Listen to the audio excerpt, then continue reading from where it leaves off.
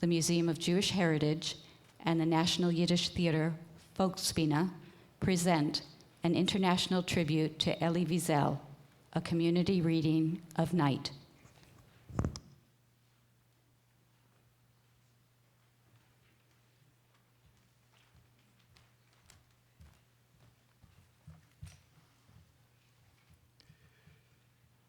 Enter this place, passerby, and meet those who survived the nightmare. Meet them and learn from them how they built on ruins. Where did they find the courage to renew a covenant with society and invoke hope for humanity's future? I look at their children, I am moved to tears. I think of the killers, I am moved to anger. I think of the victims, and I am moved to despair. But then I think of our children, and I move to hope. Those were the words delivered by Elie Wiesel on September 11, 1997, when the Museum of Jewish Heritage, a living memorial to the Holocaust, was dedicated. Elie served as honorary chairman of this institution and remains an inspiration for our work. Good afternoon. On behalf of the Museum of Jewish Heritage, a living memorial to the Holocaust, my name is Michael Glickman, and I am the president and CEO of this magnificent institution. This year's International Holocaust Remembrance Day is our first without Elie Wiesel. Even as we feel his absence, we are more grateful than ever for his gift to us, his words. So we have gathered today for an international tribute to Mr. Wiesel and a community reading of Night, one of his most important and meaningful works. And we are gathered here in this extraordinary location at the tip of Manhattan, because the Museum of Jewish Heritage is New York's contribution to the global responsibility to never forget. On this day and every day, the museum shares the voices of those who perished and those who survived, so that we, the living, can gather around their words. As a living memorial, the museum urges us not only to remember the Holocaust, but also to carry its painful lessons into our civic and communal lives. The museum answers ignorance with education, stands with the vulnerable, and continues to promote understanding in the face of recent surges in hate speech and hate crimes. I hope we can welcome you back to the museum many times to participate in programs, explore exhibitions, learn, contemplate, and engage with the richness, complexity, and magnitude that is our community. You will find that while stories and artifacts are core to who we are, even more important is the opportunity to work alongside Holocaust survivors, each willing to help us educate and empower the hundreds of thousands of visitors who pass through our doors each year. Joining us today are a number of these outstanding individuals whose experiences changed the world. Each day, survivors work with us to make certain that school children and adults understand that ignorance comes before hatred and intent. They share in our obligation to tell the stories of their mothers and fathers, sisters and brothers, friends and neighbors. These men and women deserve our thanks, our praise, and our gratitude for continuing to tell their stories, as well as to educate others on the history of the Holocaust and help make connections to today. As we recognize those survivors in attendance and we thank them for being with us this afternoon, I would also like to extend a special thanks to the Wiesel family, without whom this reading would not have been possible. I would also like to thank the Museum of Jewish Heritage Board of Trustees, led by our chairman, Bruce Ratner, who will read with us later today. And of course, the program is being offered because of the tremendous dedication and effort of our staff at the museum and also at the Volksbühne. Finally, I would like to thank the Claims Conference and Battery Park City Authority for making today possible. It is now my great pleasure to introduce a member of the museum's Board of Trustees and chairman and director of our Center for the Study of Anti-Semitism, Abraham H. Foxman, who will introduce today's program. Ladies and gentlemen, Abe Foxman.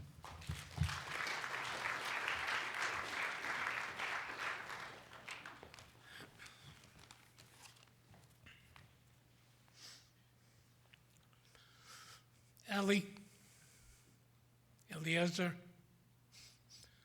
wir seien da. Elie,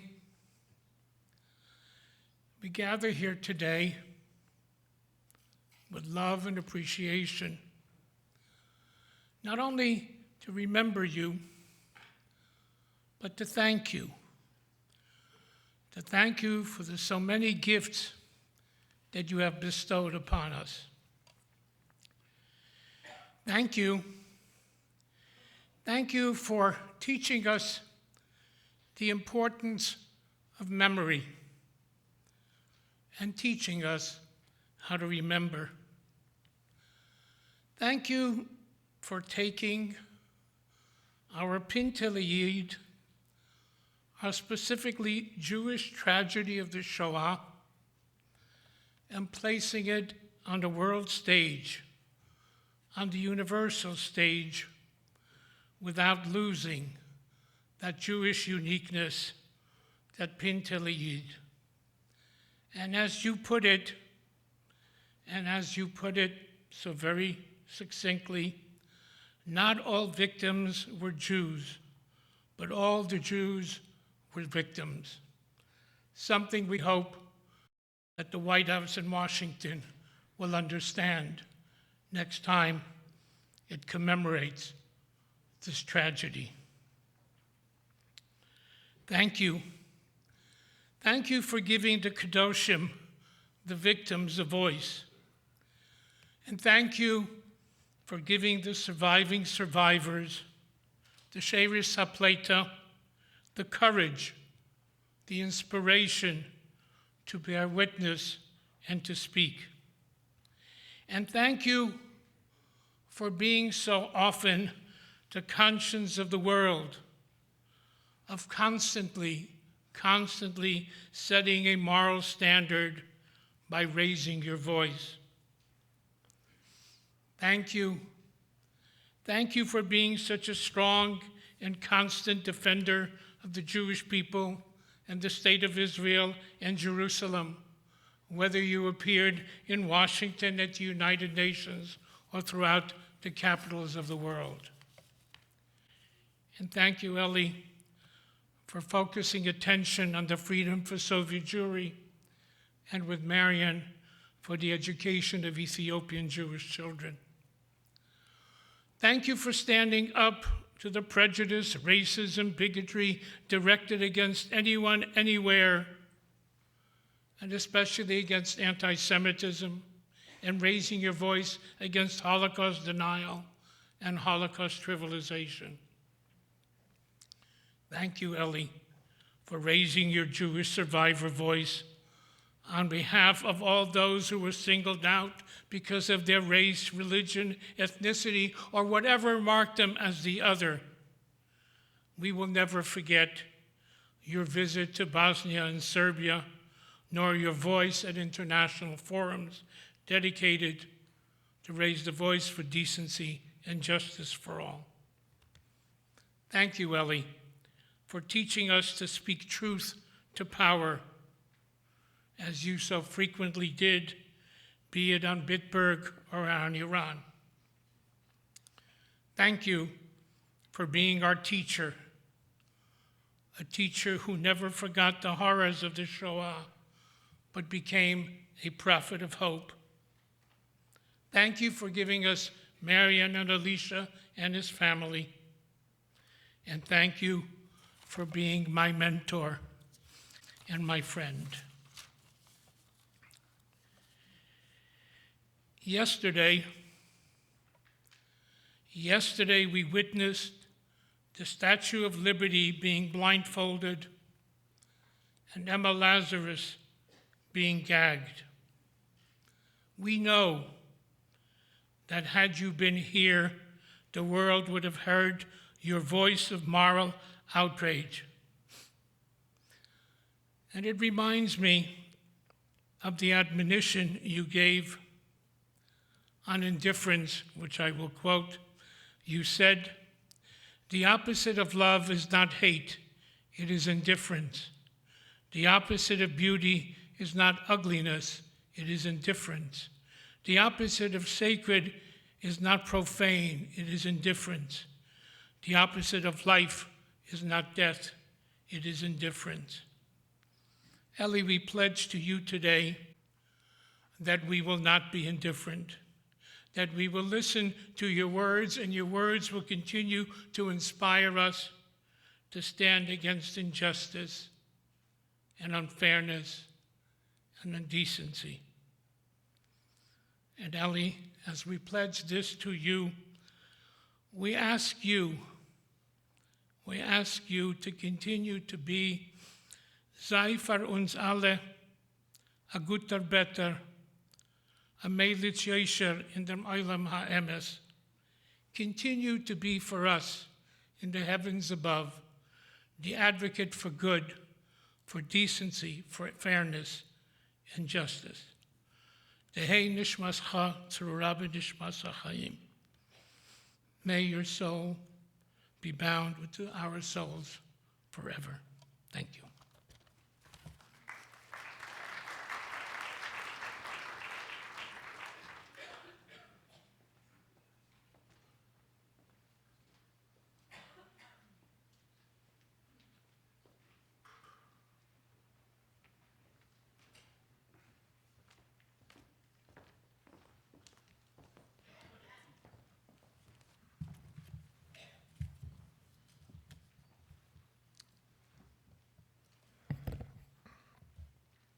They called him Moshe the Beetle, as if his entire life he had never had a surname. He was the jack of all trades in a Hasidic house of prayer, a shtibel. The Jews of Sighet, the little town in Transylvania where I spent my childhood, were fond of him. He was poor and lived in utter penury. As a rule, our townspeople, while they did help the needy, did not particularly like them.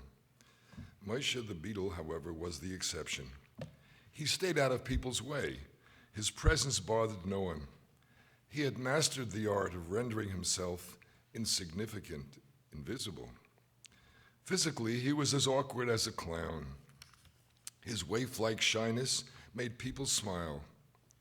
As for me, I liked his wide, dreamy eyes, gazing off in the distance. He spoke little, he sang, or rather he chanted, and the few snatches I caught here and there spoke of divine suffering, of the Shekhinah in exile, where according to Kabbalah it awaits its redemption linked to that of man. I met him in 1941. I was almost 13 and deeply observant. By day, I studied Talmud, and by night I would run to the synagogue to weep over the destruction of the temple. One day I asked my father to find me a master who could guide me in my studies of Kabbalah. You are too young for that.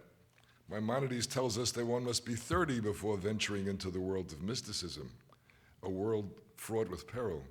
First, you must study the basic subjects, those you are able to comprehend. My father was a cultured man, rather unsentimental. He rarely displayed his feelings, not even within his family, and was more involved with the welfare of others than that of his own kin. The Jewish community of Sighet held him in highest esteem. His advice on public and even private matters was frequently sought. There were 4 of us children, Hilda, the eldest, then B. I was the third and the only son. Tzipora was the youngest. My parents ran a store. Hilda and B helped with the work. As for me, my place was in the house of study, or so they said. There are no Kabbalists in Sighet, my father would often tell me. He wanted to drive the idea of studying Kabbalah from my mind. In vain, I succeeded on my own in finding a master for myself in the person of Moshe the Beetle. He had watched me one day as I prayed at dusk. "Why do you cry when you pray?" he asked, as though he knew me well. "I don't know," I answered, troubled. I had never asked myself that question. I cried because something inside me felt the need to cry. That was all I knew. "Why do you pray?" he asked after a moment. Why did I pray? Strange question. Why did I live? Why did I breathe? "I don't know," I told him, even more troubled and ill at ease. "I don't know." From that day on, I saw him often. He explained to me with great emphasis that every question possessed a power that was lost in the answer. Man comes closer to God through the questions that he asks him, he liked to say. Therein lies true dialogue. Man asks and God replies. But we don't understand his replies. We cannot understand them because they dwell in the depths of our souls and remain there until we die. The real answers, Eliezer, you will find only within yourself. And why do you pray, Moshe? I asked him. I pray to the God within me for the strength to ask him the real questions. We spoke that way almost every evening, remaining in the synagogue long after the faithful had gone, sitting in the semi-darkness where only a few half-burned candles provided a flickering light.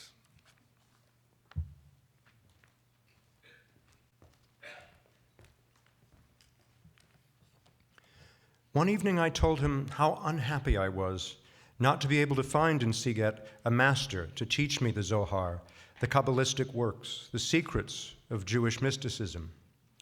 He smiled indulgently. After a long silence, he said, "There are 1,001 gates allowing entry into the orchard of mystical truth. Every human being has his own gate. He must not err and wish to enter the orchard through a gate other than his own. That would present a danger, not only for the one entering, but also for those who are already inside."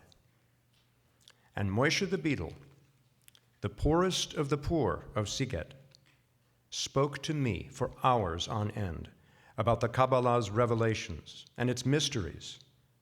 Thus began my initiation. Together, we would read over and over again the same page of the Zohar, not to learn it by heart, but to discover within the very essence of divinity. And in the course of those evenings, I became convinced that Moshe the Beadle would help me enter eternity, into that time when question and answer would become one. And then, one day, all foreign Jews were expelled from Siget, and Moshe the Beadle was a foreigner. Crammed into cattle cars by the Hungarian police, they cried silently. Standing on the station platform, we too were crying. The train disappeared over the horizon. All that was left was thick, dirty smoke. Behind me, someone said, sighing, "What do you expect? That's war." The deportees were quickly forgotten. A few days after they left, it was rumored that they were in Galicia, working, and even that they were content with their fate. Days went by, then weeks and months. Life was normal again. A calm, reassuring wind blew through our homes. The shopkeepers were doing good business, the students lived among their books, and the children played in the streets. One day, as I was about to enter the synagogue, I saw Moshe the Beadle sitting on a bench near the entrance. He told me what had happened to him and his companions. The train with the deportees had crossed the Hungarian border and once in Polish territory had been taken over by the Gestapo. The train had stopped. The Jews were ordered to get off and onto waiting trucks. The trucks headed toward a forest. There, everybody was ordered to get out. They were forced to dig huge trenches. When they had finished their work, the men from the Gestapo began theirs. Without passion or haste, they shot their prisoners, who were forced to approach the trench one by one and offer their necks. Infants were tossed into the air and used as targets for the machine guns. This took place in the Galician forest near Kolomai. How had he, Moshe the Beadle, been able to escape? By a miracle. He was wounded in the leg and left for dead.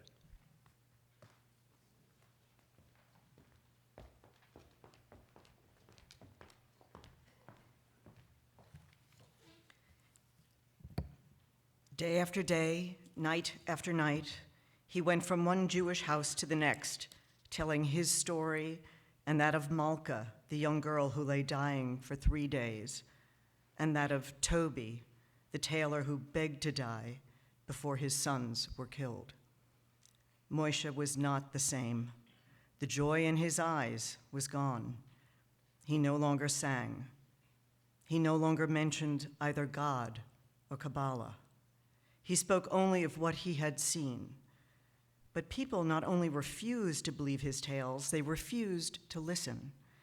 Some even insinuated that he only wanted their pity, that he was imagining things. Others flatly said he had gone mad. As for Moshe, he wept and pleaded, "Jews, listen to me. That's all I ask of you. No money, no pity. Just listen to me." He kept shouting in synagogue between the prayer at dusk and the evening prayer. Even I did not believe him. I often sat with him after services and listened to his tales, trying to understand his grief. But all I felt was pity. "They think I'm mad," he whispered, and tears like drops of wax flowed from his eyes. Once I asked him the question, "Why do you want people to believe you so much? In your place, I would not care whether they believed me or not." He closed his eyes as if to escape time. "You don't understand," he said in despair. "You cannot understand. I was saved miraculously. I succeeded in coming back. Where did I get my strength? I wanted to return to Ziget, to describe to you my death, so that you might ready yourselves while there is still time. Life? I no longer care to live. I am alone. But I wanted to come back to warn you. Only no one is listening to me." This was toward the end of 1942. Thereafter, life seemed normal once again. London radio, which we listened to every evening, announced encouraging news: the daily bombings of Germany and Stalingrad, the preparation of the Second Front. And so we, the Jews of Ziget, waited for better days that surely were soon to come. I continued to devote myself to my studies, Talmud during the day and Kabbalah at night. My father took care of his business in the community. My grandfather came to spend Rosh Hashanah with us so as to attend the services of the celebrated Rebbe of Borsha. My mother was beginning to think it was high time to find an appropriate match for Hilda. Thus passed the year 1943.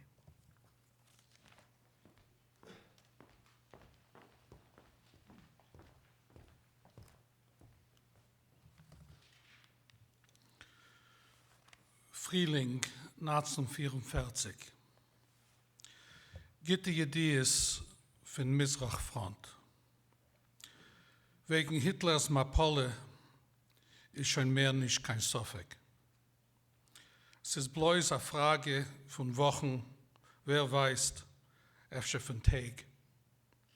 Menschen haben gesagt, der Rote Armee marschieren vor uns. Hitler wird nicht beweisen, Schlechtes zu tun, auch viele, wenn wird wählen. Jeden haben sich beschäftigt mit alles, sich verinteressiert mit allem, mit Strategie, mit Milchume, mit Zionismus, nur nicht mit seiner eigenen Geurl. Mit seiner eigenen Geurl. Auch viele Meuschele, der kleine Meuschele, der kleine Dare Meuschele ist ein Schwiegen geworden. Hat aufgehört zu der Kutschen mit seinen Schreckmaßes. Pflegt sich herumdrehen in Beisametrisch mit herabgelassenen Augen, gleich wollte nicht gewollt sich zukicken zu der Leichtsinnigkeit von seinem Freund. Gott dämmelt ist möglich gewesen zu kaufen die Zertifikaten für Geld. In Eule sein, kein Eretz Yisroel. Habe ich sich gebeten beim Futter, soll verkaufen alles, liquidieren alles in Fuhren. Seine Antwort: Ich bin zu alt, mein Sohn. Zu alt. Zu viel Keuches reingetan in itzigen Esig.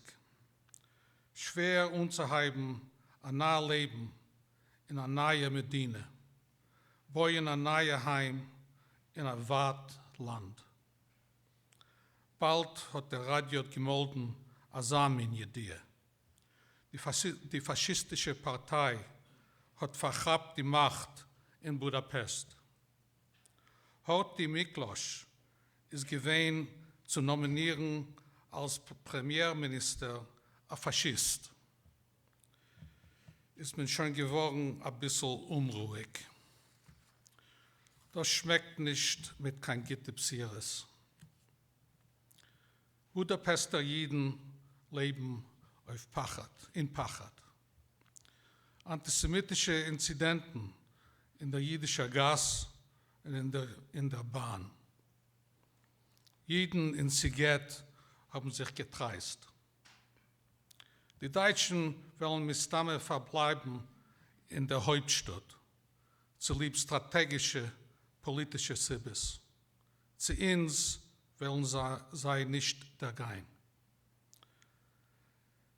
Es sind nicht durchgegangen, kein 3 Tage, und deutsche Motozyklen und Autos haben sich bewiesen in die Gassen von Siget.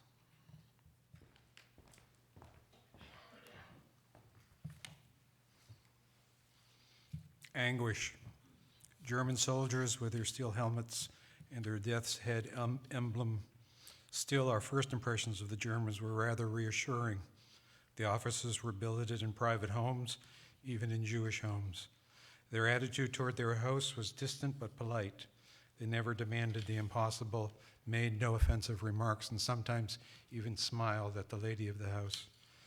A German officer lodged in the Khan's house across the street from us. We were told he was a charming man, calm, likable, and polite. 3 days after he moved in, he bought Mrs. Khan a box of chocolates. The optimists were jubilant. Well, what did we tell you? You wouldn't believe us. There you are, you're Germans. What do you say now? Where is their famous cruelty? The Germans were already down, the fascists were already in power, the verdict was already out, and the Jews of Siget were still smiling. The 8 days of Passover. The weather was sublime. My mother was busy in the kitchen. The synagogues were no longer open. People gathered in private homes. No need to provoke the Germans. Almost every rabbi's home became a house of prayer. We drank, we ate, we sang. The Bible commands us to rejoice during the 8 days of celebration, but our hearts were not in it. We wished the holiday would end so as not to have to pretend. On the 7th day of Passover, the curtain finally rose. The Germans arrested the leaders of the Jewish community. From that moment on, everything happened very quickly. The race toward death had begun. First edict, Jews were prohibited from leaving their residences for 3 days under penalty of death. Moshe the beadle came running to our house. I warned you, he shouted, and left without waiting for a response. The same day, the Hungarian police burst into every Jewish home in town. A Jew was henceforth forbidden to own gold, jewelry, or any valuables. Everything had to be handed over to the authorities under penalty of death. My father went down to the cellar and buried our savings. As for my mother, she went on tending to the many chores in the house. Sometimes she would stop and gaze at us in silence. 3 days later, a new decree: every Jew had to wear a yellow star. Some prominent members of the community came to consult with my father, who had connections at the upper levels of the Hungarian police. They wanted to know what he thought of the situation. My father's view was that it was not all bleak, or perhaps he just did not want to discourage the others to throw salt on their wounds. The yellow star, so what? It's not lethal. Poor father, of what then did you die? But new edicts were already being issued. We no longer had the right to frequent restaurants or cafes, to travel by rail, to attend synagogue, to be on the streets after 6 o'clock in the evening. Then came the ghettos.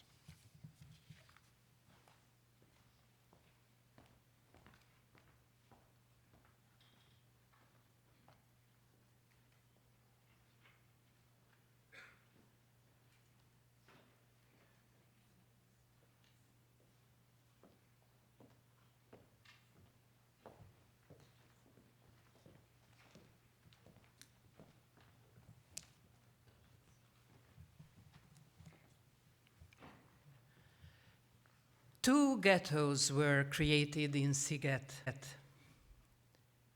A large one in the center of town occupied 4 streets, and another smaller one extended over several alleyways on the outskirts of town. The street we lived on, Serpent Street, was in the first ghetto. We therefore could remain in our house. But as it occupied a corner, the windows facing the street outside the ghetto had to be sealed. We gave some of our rooms to relatives who had been driven out of their homes. Little by little, life returned to normal. The barbed wire that encircled us like a wall did not fill us with real fear. In fact, we felt it was not a bad thing. We were entirely among ourselves. A small Jewish republic. A Jewish consul was appointed, as well as a Jewish police force, a welfare agency, a labor committee, a healthy agency, a whole governmental apparatus. People thought this was a good thing. We would no longer have to look at all those hostile faces, endure those hate-filled stars. No more fear. No more anguish. We would live among Jews, among brothers. Of course, there still were unpleasant moments. Every day, the Germans came looking for men to load coal into the military trains. Volunteers for this kind of work were few. But apart from that, the atmosphere was oddly peaceful and reassuring. Most people thought that we would remain in the ghetto until the end of the war, until the arrival of the Red Army. Afterwards, everything would be as before.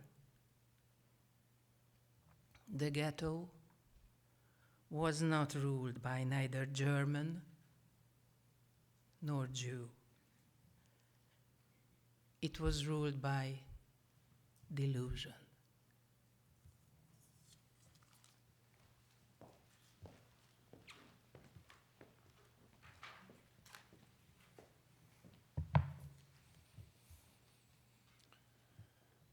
Some 2 weeks before Shavuot, a sunny spring day, people strolled seemingly carefree through the crowded streets. They exchanged cheerful greetings. Children played games, rolling hazelnuts on the sidewalks. Some schoolmates and I were in Ezra Malick's garden studying a Talmudic treatise. Night fell. Some 20 people had gathered in our courtyard.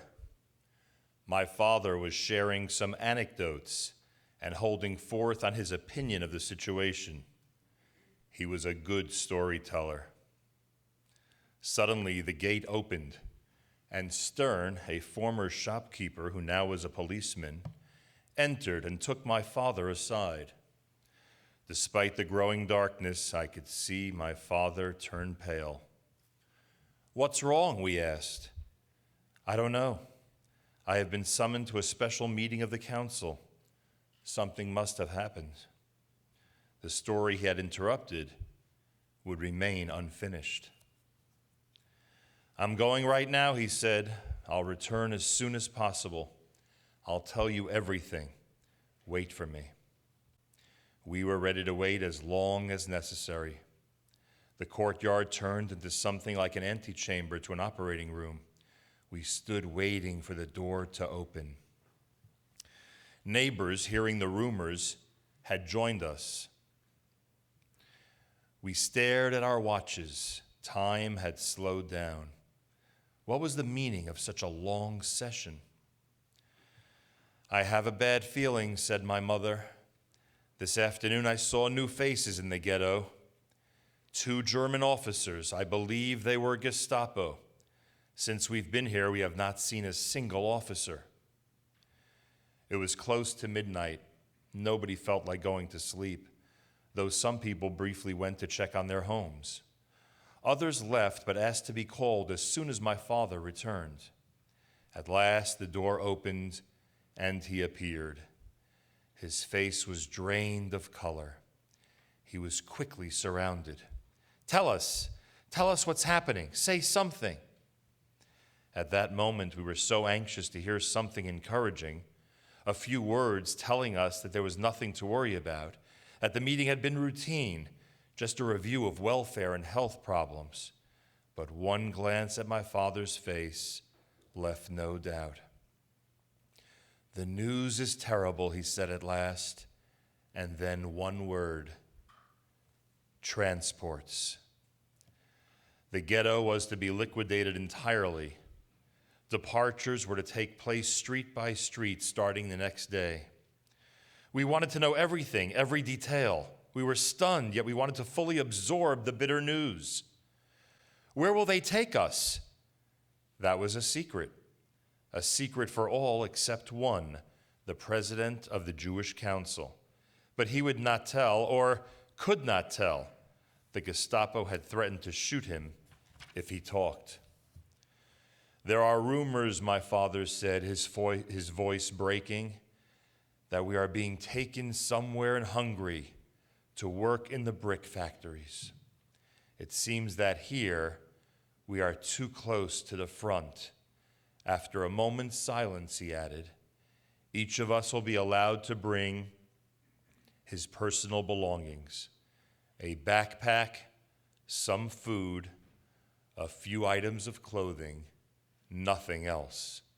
Again, heavy silence. Go and wake the neighbors, said my father. They must get ready. The shadows around me roused themselves as if from a deep sleep and left silently in every direction.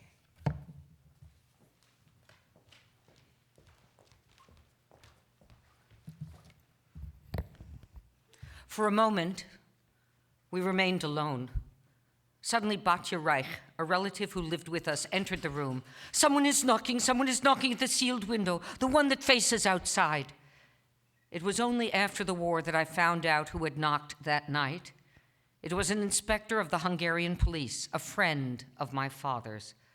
Before we entered the ghetto, he told us, "Don't worry. I will warn you if there is danger." Had he been able to speak to us that night, we might still have been able to flee.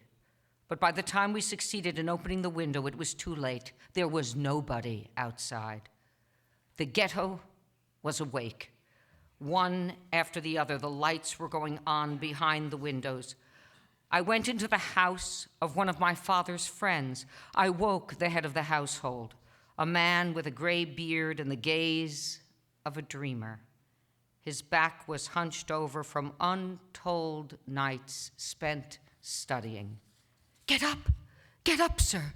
You must ready yourself for the journey. Tomorrow you will be expelled, you and your family, you and all the other Jews. Where to? Where to, you ask? Please don't ask me, sir. Don't ask questions. God alone could answer you. For heaven's sakes, get up. He had no idea what I was talking about. He probably thought that I had lost my mind. What are you saying? Get ready for the journey. What journey? Why? What? What is happening? Have you gone mad? Half asleep, he was staring at me. His eyes were filled with terror, as though he expected me to burst out laughing and tell him to go back to bed, to sleep, to dream that nothing had happened. It was all in jest. My throat was dry and the words were choking me, paralyzing my lips. There was nothing else to say. At last, he understood. He got out of bed. He began to dress automatically. Then he went over to the bed where his wife lay sleeping, and with infinite tenderness, he touched her forehead. She opened her eyes, and it seemed to me that a smile crossed her lips. Then he went to wake his 2 children. They woke with a start, torn from their dreams, and I fled. Time went by quickly. It was already 4 o'clock in the morning. My father was running right and left, exhausted, consoling friends, checking with the Jewish Council just in case the order had been rescinded. To the last moment, people clung to hope. The women were boiling eggs, roasting meat, preparing cakes, sewing backpacks. The children were wandering about aimlessly, not knowing what to do with themselves to stay out of the way of the grown-ups. Our backyard looked like a marketplace. Valuable objects, precious rugs, silver candlesticks, Bibles, and other ritual objects were strewn over the dusty grounds, pitiful relics that seemed never to have had a home.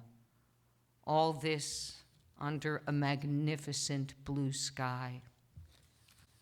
By 8 in the morning, weariness had settled into our veins, our limbs, our brains, like molten lead.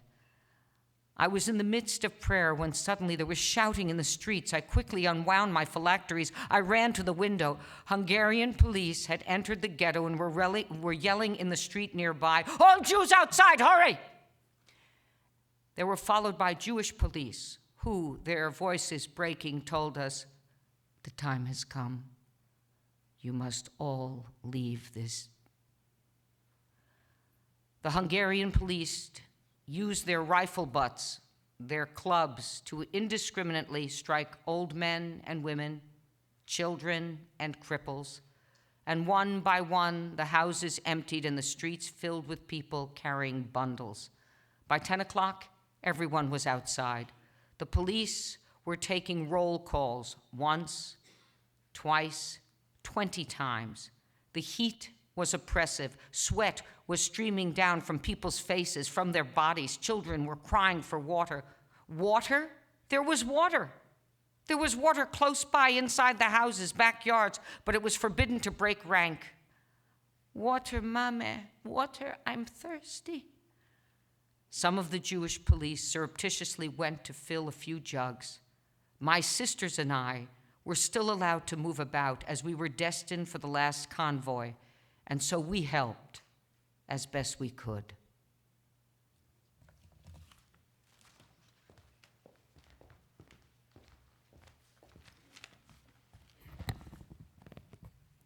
At last, at 1 o'clock in the afternoon, came the signal to leave. There was joy. Yes, joy. People must have thought there could be no greater torment in God's hell than that of being stranded here on the sidewalk among the bundles, in the middle of the street under a blazing sun. Anything seemed preferable to that. They began to walk without another glance at the abandoned streets, the dead, empty houses, the gardens, the tombstones. On everyone's back there was a sack. In everyone's eyes, tears and distress. Slowly, heavily, the procession advanced toward the gate of the ghetto. And there I was, on the sidewalk, watching them file past, unable to move. Here came the chief rabbi, hunched over, his face strange-looking without a beard, a bundle on his back. His very presence in the procession was enough to make the scene seem surreal. It was like a page torn from a book, a historical novel, perhaps dealing with the captivity in Babylon or the Spanish Inquisition. They passed me by, one after the other, my teachers, my friends, the others, some of whom I had once loved, some of whom I had found ridiculous, all those whose lives I had shared for years. There they went, defeated, their bundles, their lives in tow, having left behind their homes, their childhood. They passed me by like beaten dogs. With never a glance in my direction, they must have envied me. The procession disappeared around the corner. A few steps more, and they were beyond the ghetto walls. The street resembled fairgrounds deserted in haste. There's a little of everything: suitcases, briefcases, bags, knives, dishes, banknotes, papers, faded portraits, all the things one planned to take along and finally left behind. They had ceased to matter. Open rooms everywhere, gaping doors and windows looked out into the void. It all belonged to everyone, since it no longer belonged to anyone. It was there for the taking, an open tomb, a summer sun.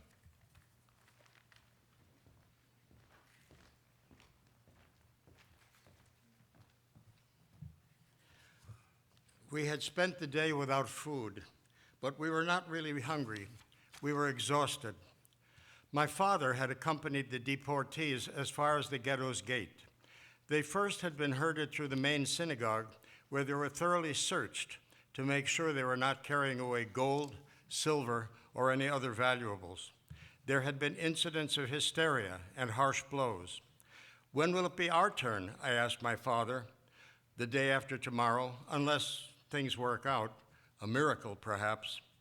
Where were the people being taken? Did anyone know yet?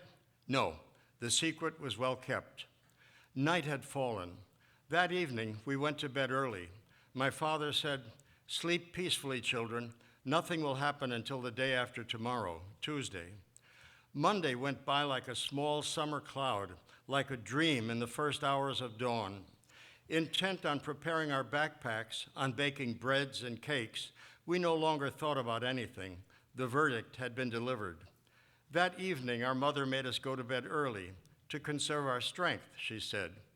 It was to be the last night spent in our house. I was up at dawn. I wanted to have time to pray before leaving. My father had risen before all of us to seek information in town. He returned around 8 o'clock. Good news. We were not leaving town today. We were only moving to the small ghetto. That is where we were to wait for the last transport. We would be the last to leave. At 9 o'clock, the previous Sunday's scenes were repeated. Policemen wielding clubs were shouting, "All Jews, outside!" We were ready. I went out first. I did not want to look at my parents' faces. I did not want to break into tears. We remained sitting in the middle of the street like the others 2 days earlier. The same hellish sun, the same thirst, only there was no one left to bring us water. I looked at my house, in which I had spent years seeking my God, fasting to hasten the coming of the Messiah, imagining what my life would be like later. Yet I felt little sadness. My mind was empty.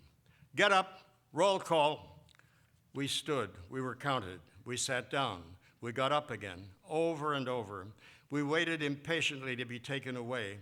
What were they waiting for? Finally, the order came. "Forward, march." My father was crying. It was the first time I saw him cry. I had never thought it possible. As for my mother, she was walking, her face a mask, without a word, deep in thought. I looked at my little sister, Tzipporah, her blonde hair neatly combed, her red coat over her arm, a little girl of 7, on her back, a bag too heavy for her. She was clenching her teeth. She already knew it was useless to complain. Here and there, the police were lashing out with their clubs. "Faster!" I had no strength left. The journey had just begun, and I already felt so weak. "Faster! Faster! Move, you lazy good-for-nothings!" the Hungarian police were screaming. That was when I began to hate them, and my hatred remains our only link today. They were our first oppressors. They were the first faces of hell and death. They ordered us to run. We began to run. Who would have thought that we were so strong? From behind their windows, from behind their shutters, our fellow citizens watched as we passed. We finally arrived at our destination. Throwing down our bundles, we dropped to the ground. Oh God, Master of the universe, in your infinite compassion, have mercy on us.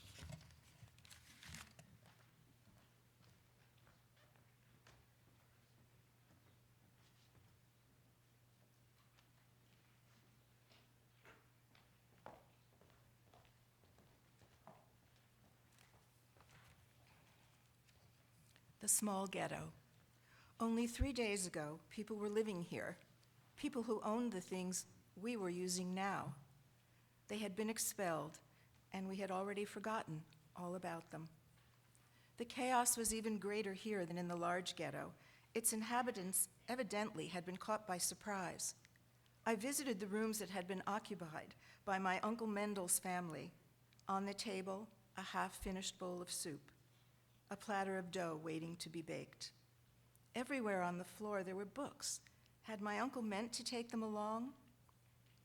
We settled in. What a word. I went looking for wood, my sisters lit a fire, and despite her fatigue, my mother began to prepare a meal. We cannot give up. We cannot give up, she kept repeating. People's morale was not so bad. We were beginning to get used to the situation. There were those who even voiced optimism. The Germans were running out of time to expel us, they argued. Tragically, for those who had already been deported, it would be too late. But as for us, chances were that we'd be allowed to go on with our miserable little lives until the end of the war. The ghetto was not guarded. One could enter, one could leave, as they pleased. Maria, our former maid, came to see us. Sobbing, she begged us to come with her to her village, where she had prepared a safe shelter. My father wouldn't hear of it. He told me and my big sisters, "If you wish, go there, but I shall stay here with your mother and the little one." Naturally, we refused to be separated. Night. No one was praying for the night to pass quickly. The stars were but sparks in the immense conflagration that was consuming us. Were this to be extinguished one day, nothing would be left in the sky but extinct stars and unseeing eyes. There was nothing else to do but go back to bed, in the beds of those who had moved on. We did need to rest, to gather our strength. At daybreak, the gloom lifted. The mood was a little more confident. There were those who said, "Who knows? Maybe they're sending us away for our own good." The front is getting closer, and soon we shall hear the guns. And then surely the civilian population will be evacuated. They worry lest we join the partisans. As far as I'm concerned, this whole business of deportation is nothing but a big farce. Don't laugh. They just want to steal our valuables, our jewelry. They know that it has all been buried, and they will have to dig to find it. So much easier to do when the owners are on vacation. On vacation. This kind of talk that nobody believed helped pass the time. The few days we spent here went by pleasantly enough in relative calm. People rather got along. There no longer was any distinction between rich and poor, notables and all the others. We were all people condemned to do the same fate, still unknown.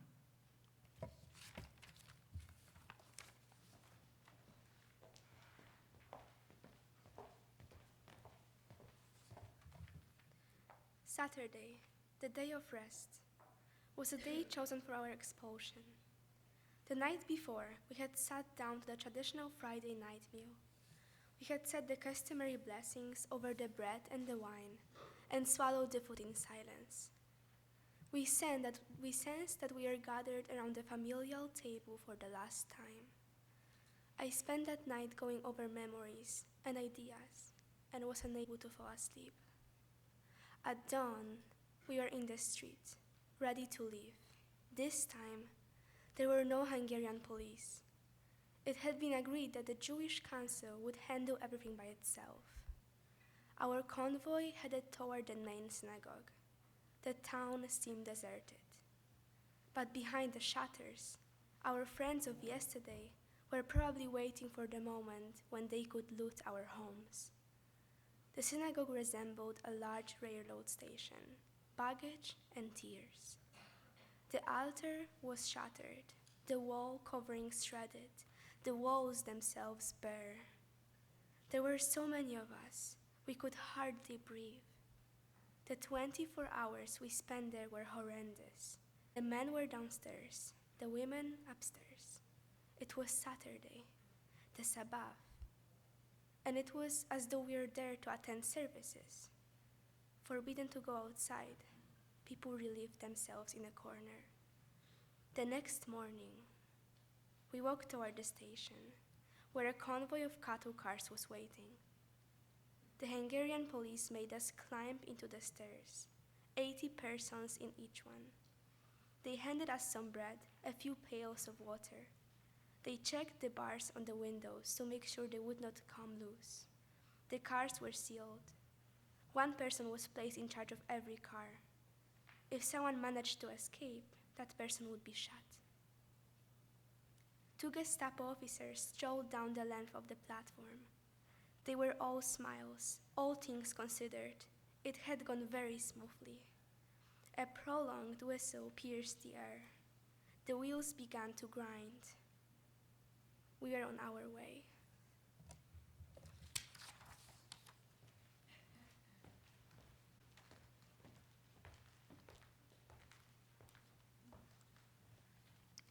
Lying down was not an option, nor could we all sit down. We decided to take turns sitting. There was little air. The lucky ones found themselves near a window. They could watch the blooming countryside flit by. After 2 days of travel, thirst became intolerable, as did the heat. Freed of normal constraints, some of the young let go of their inhibitions and under cover of darkness caressed one another without any thought of others alone in the world. The others pretended not to notice. There was still some food left, but we never ate enough to satisfy our hunger. Our principle was to economize, to save for tomorrow. Tomorrow could be worse yet. The train stopped in Kaszau, a small town on the Czechoslovakian border. We realized then that we were not staying in Hungary. Our eyes opened, too late. The door of the car slid aside. A German officer stepped in, accompanied by a Hungarian lieutenant acting as his interpreter. From this moment on, you are under the authority of the German army. Anyone who still owns gold, silver, or watches must hand them over now. Anyone who will be found to have kept any of these will be shot on the spot. Secondly, anyone who is ill should report to the hospital car. That's all. The Hungarian lieutenant went around with a basket and retrieved the last possessions from those who chose not to go on tasting the bitterness of fear. There are 80 of you in the car, the German officer added. If anyone goes missing, you will all be shot like dogs. The 2 disappeared. The doors clanged shut. We had fallen into the trap up to our necks. The doors were nailed, the way back irrevocably cut off. The world had become a hermetically sealed cattle car.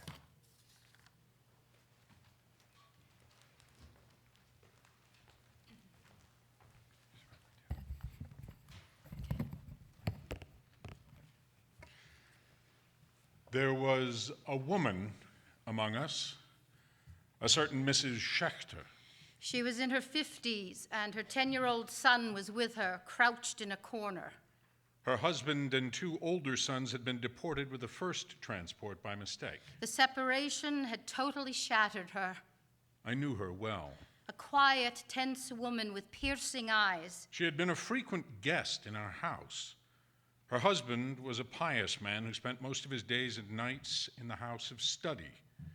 It was she who supported the family. Mrs. Schechter had lost her mind.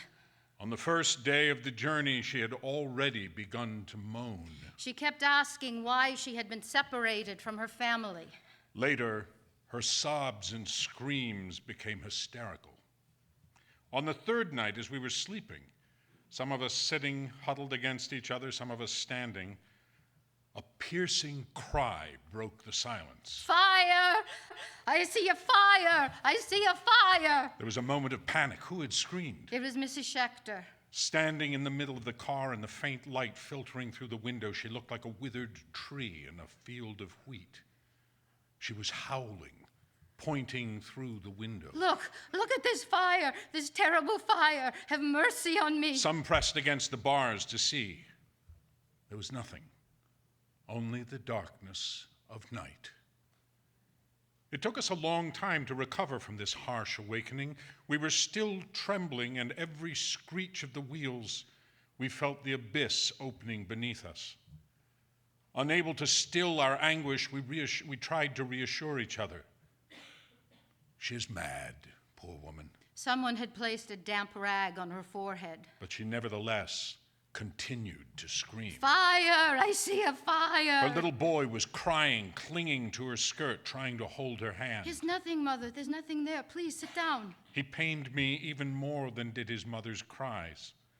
Some of the women tried to calm her. You'll see. You'll find your husband and sons again in a few days. She continued to scream and sob fitfully. Jews, listen to me. I see a fire. I see flames, huge flames. It was as though she was possessed by some evil spirit. We tried to reason with her, more to calm ourselves, to catch our breath and to soothe her. She is hallucinating because she is thirsty, poor woman. That's why she speaks of flames devouring her. But it was all in vain. Our terror could no longer be contained. Our nerves had reached a breaking point. Our very skin was aching. It was as though madness had infected all of us. We gave up. A few young men forced her to sit down, then bound and gagged her. Silence fell again. The small boy sat next to his mother, crying. I started to breathe normally again as I listened to the rhythmic pounding of the wheels on the tracks as the train raced through the night. We could begin to doze again, to rest, to dream. And so an hour or two passed. Another scream jolted us. The woman had broken free of her bonds and was shouting louder than before. Look at the fire! Look at the flames! Flames everywhere! Once again, the young men bound and gagged her. When they actually struck her, people shouted their approval. Keep her quiet! Make that mad woman shut up. She's not the only one here. She received several blows to the head, blows that could have been lethal. Her son was clinging desperately to her, not uttering a word. He was no longer crying. The night seemed endless. By daybreak, Mrs. Schechter had settled down. Crouching in her corner, her blank gaze fixed on some faraway place, she no longer saw us. She remained like that all day, mute, absent, alone in the midst of us. Toward the evening, she began to shout again. The fire! Over there! She was pointing somewhere in the distance, always the same place. No one felt like beating her anymore. The heat, the thirst, the stench, the lack of air were suffocating all of us. Yet all that was nothing compared to her screams, which tore us apart. A few more days and all of us would have started to scream. But we were pulling into a station. Someone near a window read to us. Auschwitz. Nobody had ever heard that name.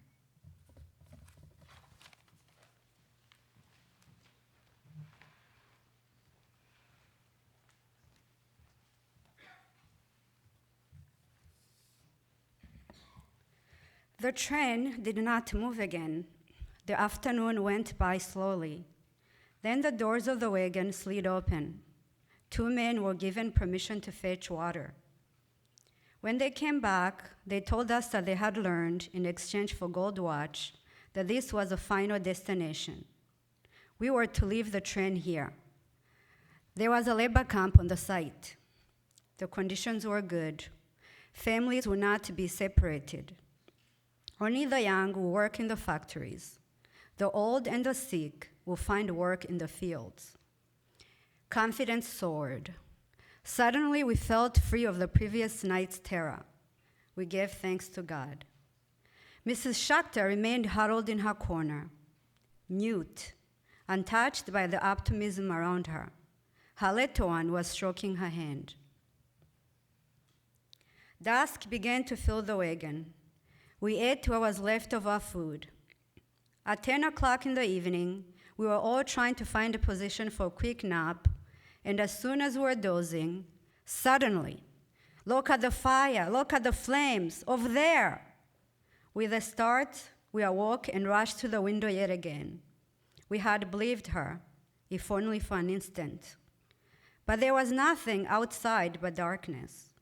We returned to our places, shame in our souls, but fear gnawing at us nevertheless.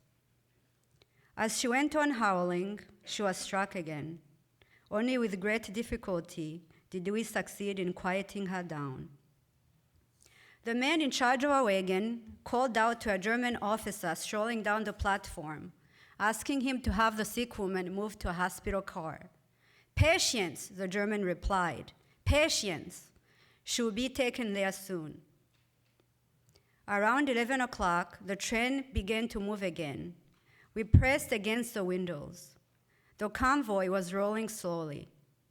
A quarter of an hour later, it began to slow down even more. Through the windows, we saw barbed wire. We understood that this was a camp. We had forgotten Mrs. Schachter's existence. Suddenly, there was a terrible scream. "Jews, look at the fire, look at the flames." And as the train stopped, this time we saw flames rising from a tall chimney into a black sky.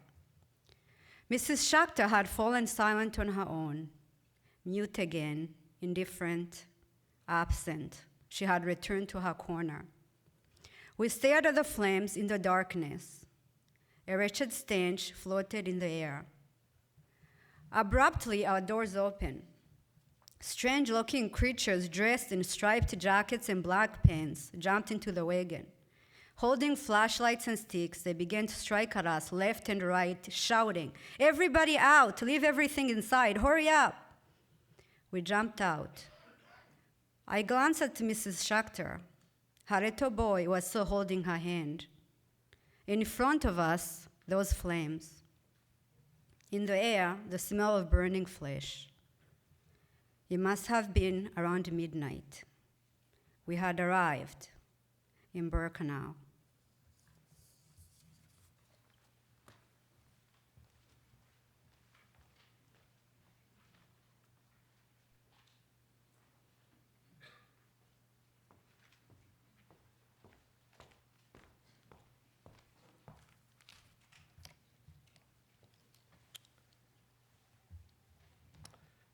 The beloved objects that we had carried with us from place to place were now left behind in the wagon, and with them, finally, our illusions.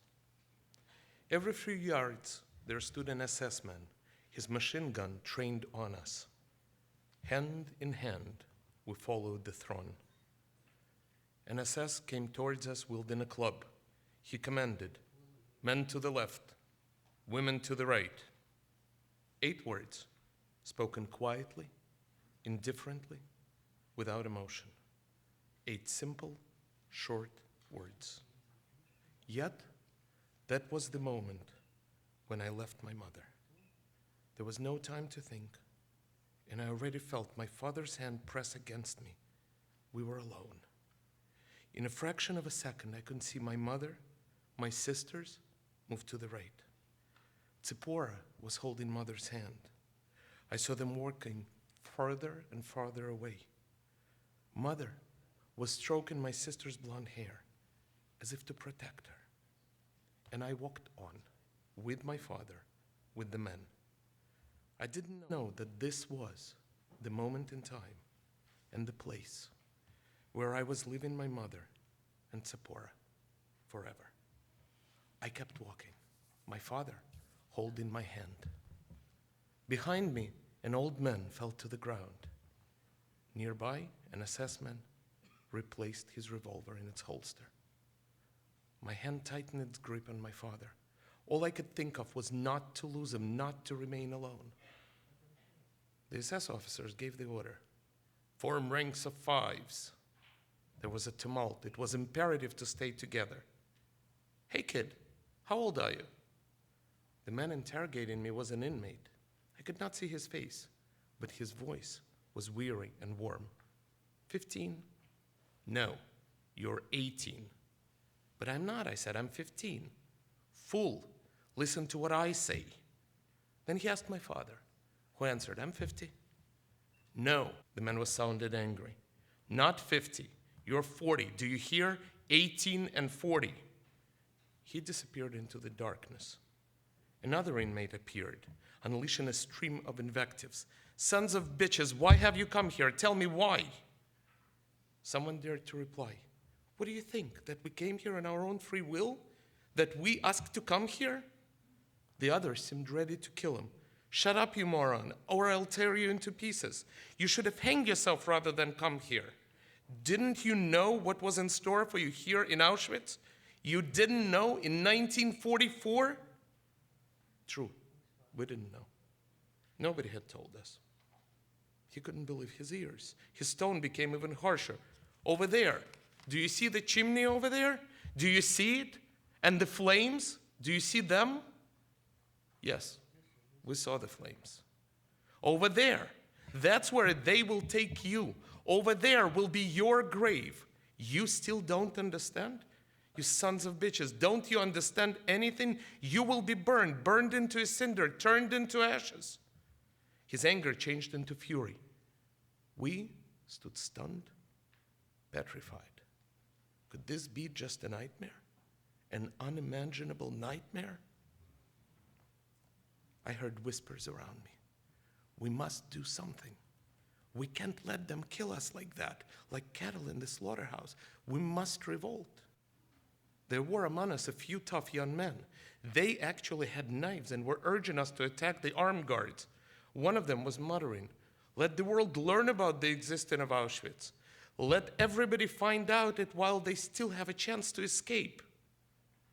But the older men begged their sons not to be foolish. We mustn't give up hope, even now as the sword hangs over our heads. So taught our sages.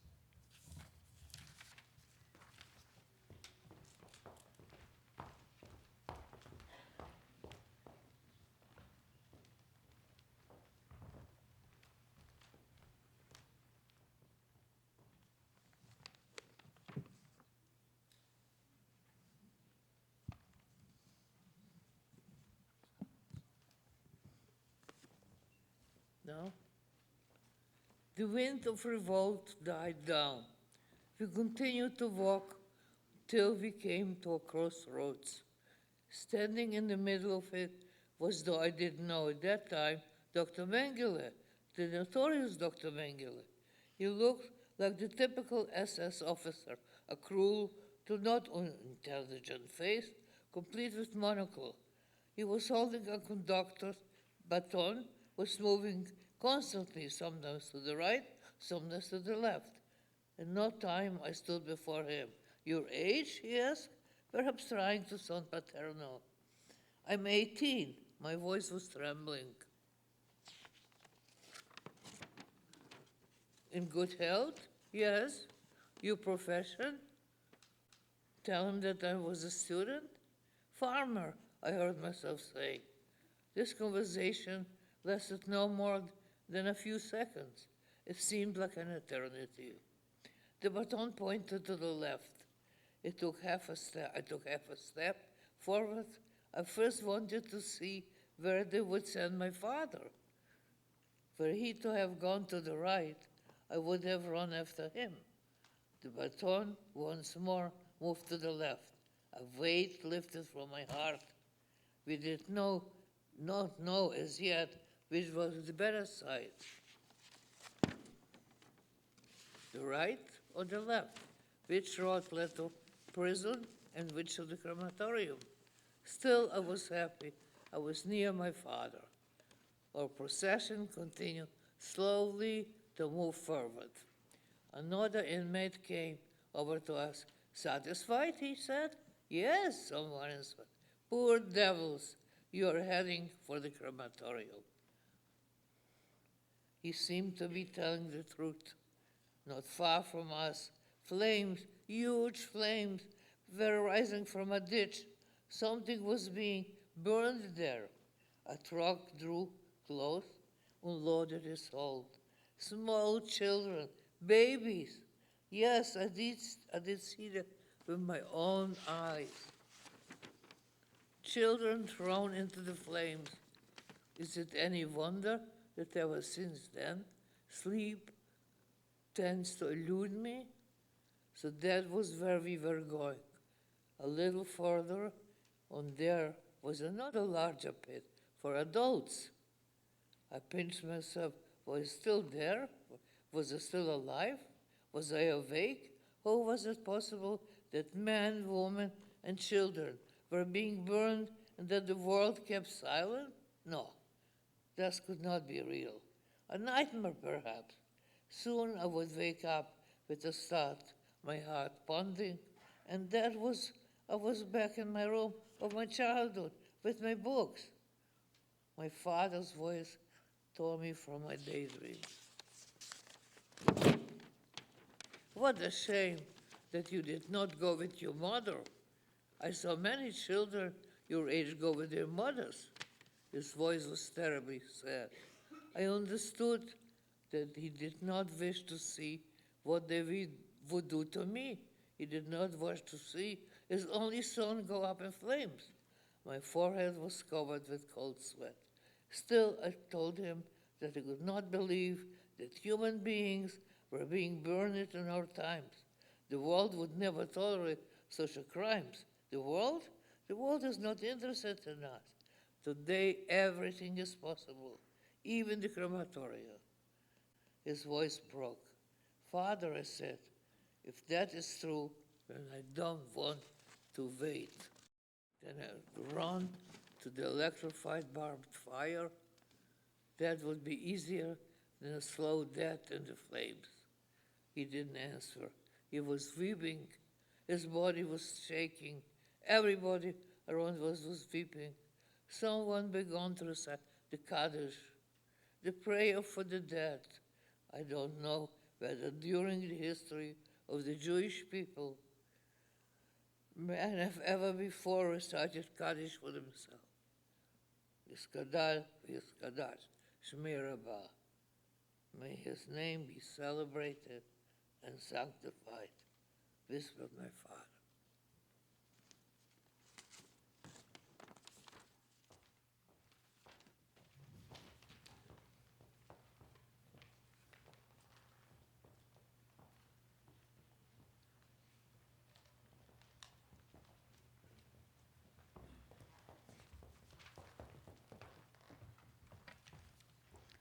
For the first time, I felt anger rising within me. Why should I sanctify his name? The Almighty, the eternal and terrible Master of the universe chose to be silent. What was there to thank him for? We continued our march. We were coming closer and closer to the pit from which an infernal heat was rising. 20 more steps. If I was going to kill myself, this was the time. Our column had only some 15 steps to go. I bit my lips so that my father would not hear my teeth chattering. 10 more steps. 8, 7. We were walking slowly as one follows a hearse, our own funeral procession. Only 4 more steps. 3. There it was now, very close to us, the pit and its flames. I gathered all that remained of my strength in order to break rank and throw myself onto the barbed wire. Deep down, I was saying goodbye to my father, to the whole universe, and against my will, I found myself whispering the words, Yiskadal v'yishkadash shmei rabbah, may his name be exalted and sanctified. My heart was about to burst. There, I was face to face with the angel of death. No. 2 steps from the pit, we were ordered to turn left and herded into barracks. I squeezed my father's hand. He said, "Do you remember Mrs. Schachter in the train?" Never shall I forget that night, the first night in camp that turned my life into one long night 7 times sealed. Never shall I forget that smoke. Never shall I forget the small faces of the children whose bodies I saw transformed into smoke under a silent sky. Never shall I forget those flames that consumed my faith forever. Never shall I forget the nocturnal silence that deprived me for all eternity of the desire to live. Never shall I forget those moments that murdered my God and my soul and turned my dreams to ashes. Never shall I forget those things, even were I condemned to live as long as God himself.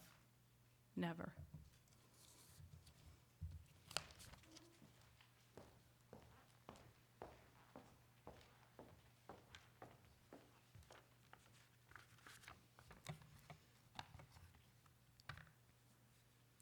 The barrack we had been assigned to was very long. On the roof, a few bluish skylights. I thought, this is what the antechamber of hell must look like. So many crazed men, so much shouting, so much brutality. Dozens of inmates were there to receive us, sticks in hand, striking anywhere, anyone without reason. The orders came, strip, hurry up, raus, hold on only to your belt and your shoes. Our clothes were to be thrown on the floor at the back of the barrack. There was a pile there already, new suits, old ones, torn overcoats, rags. For us it meant true equality, nakedness. We trembled in the cold. A few SS officers wandered through the room looking for strong men. If vigor was that appreciated, perhaps one should try to appear sturdy. My father thought the opposite. Better not to draw attention. We later found out that he had been right. Those who were selected that day were incorporated into the Sonderkommando, the commando working in the crematoria. Bela Katz, the son of an important merchant of my town, had arrived in Birkenau with the first transport, 1 week ahead of us. When he found out that we were there, he succeeded in slipping us a note. He told us that having been chosen because of his strength, he had been forced to place his own father's body into the furnace. The blows continued to rain on us. To the barber! Belt and shoes in hand, I let myself be dragged along to the barbers. Their clippers tore out our hair, shaved every hair on our bodies. My head was buzzing, the same thought surfacing over and over, not to be separated from my father. Freed from the barber's clutches, we began to wander about the crowd, finding friends, acquaintances. Every encounter filled us with joy. Yes, joy. Thank God, you are still alive. Some were crying. They used whatever strength they had left to cry. Why had they let themselves be brought here? Why didn't they die in their beds? Their words were interspersed with sobs. Suddenly, someone threw his arms around me in a hug. Yechiel, the Siggeter Rebbe's brother. He was weeping bitterly. I thought he was crying with joy at still being alive. Don't cry, Yechiel, I said. Don't waste your tears. Not cry? We're on the threshold of death. Soon we shall be inside. Do you understand? Inside. How could I not cry? I watched darkness fade through the bluish skylights in the roof. I no longer was afraid. I was overcome by fatigue. The absent no longer entered our thoughts. One spoke of them. Who knows what happened to them? But their fate was not on our minds. We were incapable of thinking. Our senses were numbed. Everything was fading into a fog. We no longer clung to anything. The instincts of self-preservation, of self-defense, of pride had all deserted us. In one terrifying moment of lucidity, I thought of us as damned souls wandering through the void, souls condemned to wander through space until the end of time, seeking redemption, seeking oblivion, without any hope of finding either.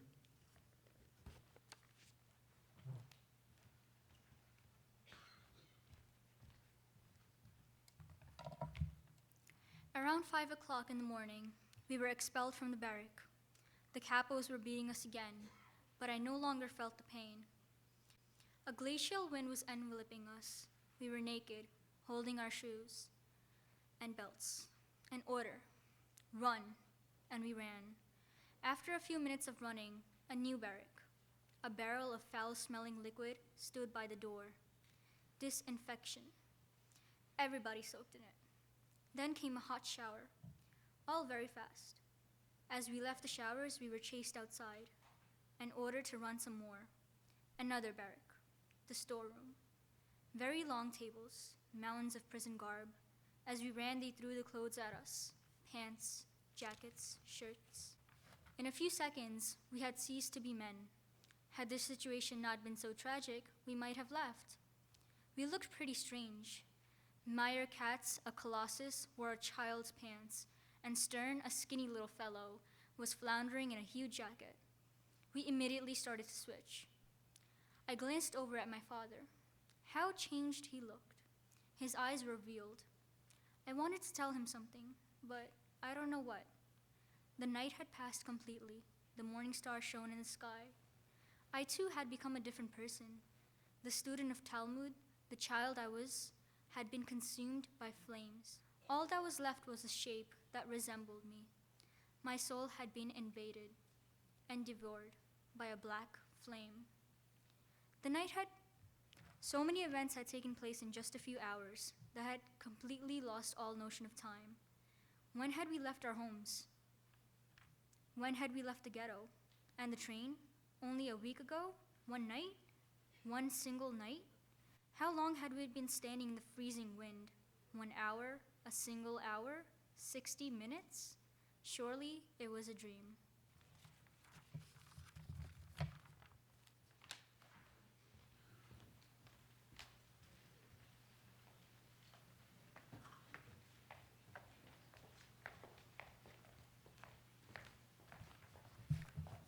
Not far from us, prisoners were at work. Some were digging holes, others were carrying sand. None as much as glanced at us. We were withered trees in the heart of the desert. Behind me, people were talking. I had no desire to listen to what they were saying or to know who was speaking about what. Nobody dared raise his voice, even though there was no guard around. We whispered, perhaps because of the thick smoke that poisoned the air and stung the throat. We were herded into yet another barrack inside the gypsy camp. We fell into ranks of 5. And now stop moving. There was no floor, a roof, and 4 walls. Our feet sank into the mud. And again, the waiting. I fell asleep standing up. I dreamed of a bed, of my mother's hand on my face. I woke, I was standing, my feet in the mud. Some people collapsed, sliding into the mud. Others shouted, "Are you crazy? We were told to stand. Do you want us to get us all in trouble?" As if all the troubles in the world were not already upon us. Little by little, we all sat down in the mud, but we had to get up whenever a capo came in to check, if by chance someone had a new pair of shoes. If so, we had to hand them over. No use protesting. The blows multiplied, and in the end, one still had to hand them over. I had new shoes myself, but as they were covered with a thick coat of mud, they had not been noticed. I thank God in an improvised prayer for having created mud in his infinite and wondrous universe. Suddenly, the silence became more oppressive. An SS officer had come in, and with him, the smell of the angel of death. We stared at his fleshy lips. He harangued us from the center of the barrack. "You're in a concentration camp in Auschwitz." A pause. He was observing the effect his words had produced. His face remains in my memory to this day. A tall man in his 30s, crime written all over his forehead and his gaze. He looked at us as if one would a pack of leprous dogs clinging to life. "Remember," he went on, "remember it always. Let it be graven in your memories. You are in Auschwitz. And Auschwitz is not a convalescent home, it is a concentration camp. Here you must work, and if you don't, you will go straight to the chimney, to the crematorium. Work or crematorium, the choice is yours." We had already lived through a lot that night. We thought that nothing could frighten us anymore. But his harsh words sent shivers through us. The word chimney here was not an abstraction. It floated in the air, mingled with the smoke. It was perhaps the only word that had real meaning in this place. He left the barrack. The capos arrived, shouting, "All specialists, locksmiths, carpenters, electricians, watchmakers, one step forward." The rest of us were transferred to yet another barrack, this one of stone. We had permission to sit down. A gypsy inmate was in charge. Father certainly had a colic attack. He got up and asked politely in German, "Excuse me, could you please tell me where the toilets are located?"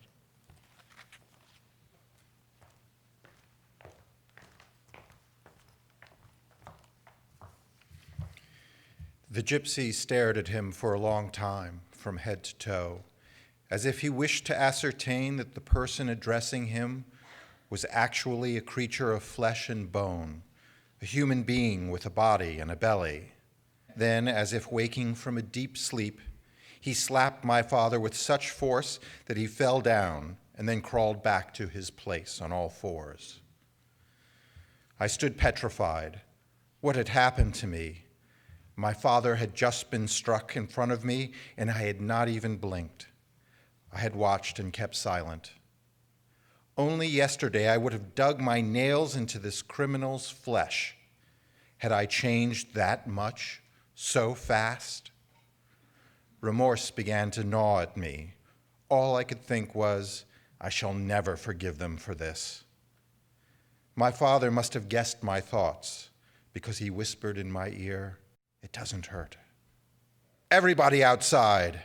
A dozen or so gypsies had come to join our guard. The clubs and whips were cracking around me. My feet were running on their own. I tried to protect myself from the blows by hiding behind others. It was spring.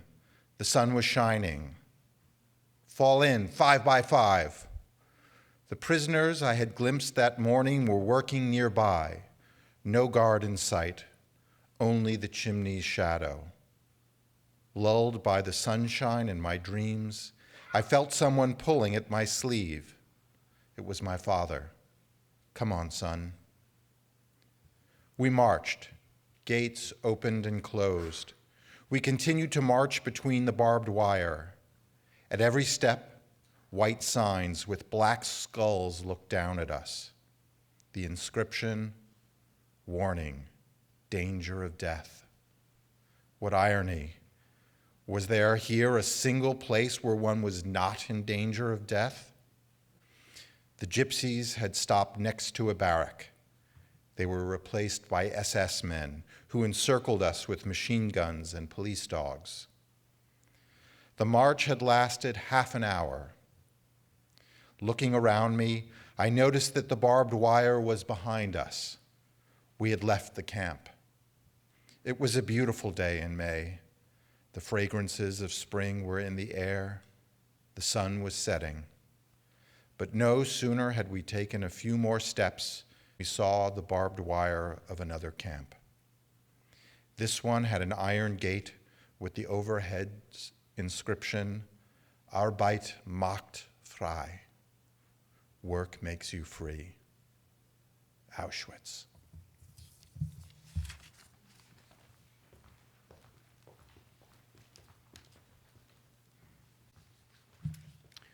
First impression, better than Birkenau. Cement buildings with 2 stories rather than wooden barracks. Little gardens here and there. We were led toward one of those blocks. Seated on the ground by the entrance, we began to wait again. From time to time, somebody was allowed to go in.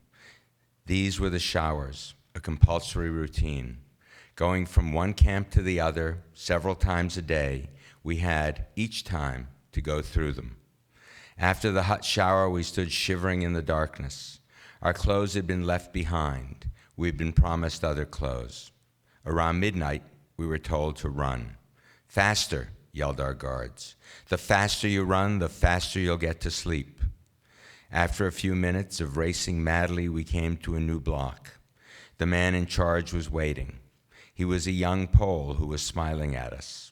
He began to talk to us, and despite our weariness, we listened attentively.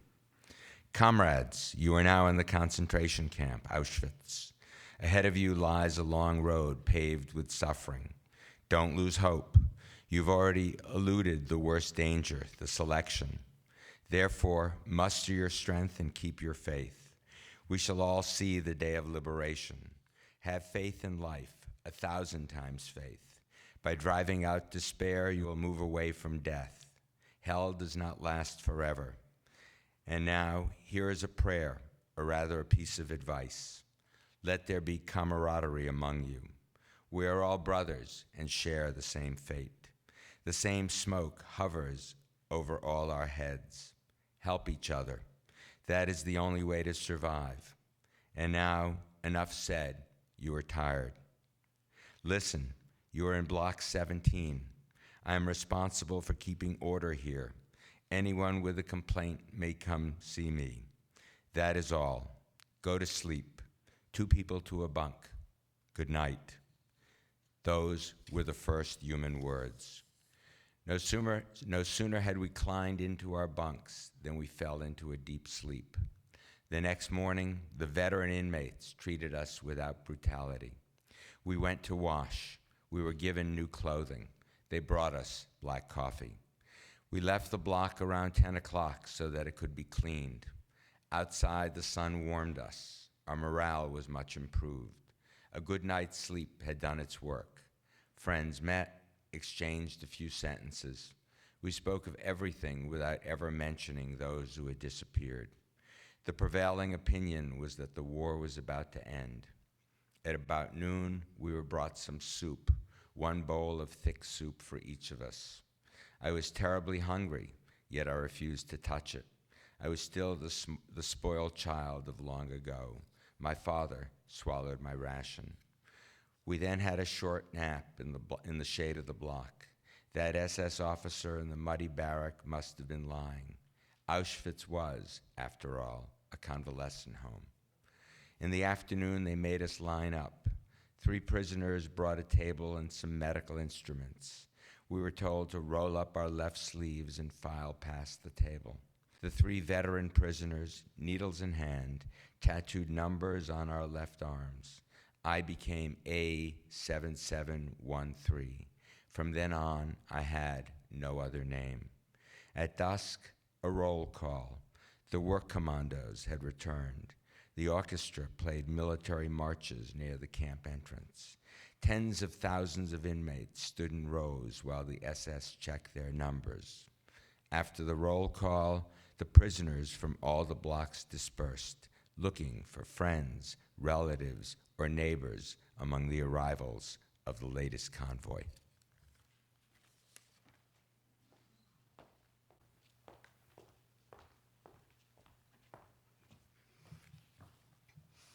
Days went by. In the mornings, black coffee. At midday, soup. By the 3rd day, I was eagerly eating any kind of soup. At 6 o'clock in the afternoon, roll call, followed by bread with something. At 9 o'clock, bedtime. We had already been in Auschwitz for 8 days. It was after roll call. We stood waiting for the bell announcing its end. Suddenly, I noticed someone passing between the rows. I heard him ask, "Who among you is Wiesel from Sighet?" The person looking for us was a small fellow with spectacles and a wizened face. My father answered, "That's me, Wiesel from Sighet." The fellow's eyes narrowed. He took a long look at my father. "You don't know me? You don't recognize me. I'm your relative, Stein. Already forgotten? Stein from Antwerp, Riesel's husband. Your wife was Riesel's aunt. She often wrote to us, and such letters." My father had not recognized him. He must have barely known him, always being up to his neck in communal affairs and not knowledgeable in family matters. He was always elsewhere, lost in thought. Once, a cousin came to see us in Sighet. She had stayed at our house and eaten at our table for 2 weeks before my father noticed her presence for the first time. No, he did not remember Stein. I recognized him right away. I had known Riesel, his wife, before she had left for Belgium. He told us that he had been deported in 1942. He said, "I heard people say that a transport had arrived from your region, and I came to look for you. I thought you might have some news of Riesel, and my 2 small boys who stayed in Antwerp. I knew nothing about them.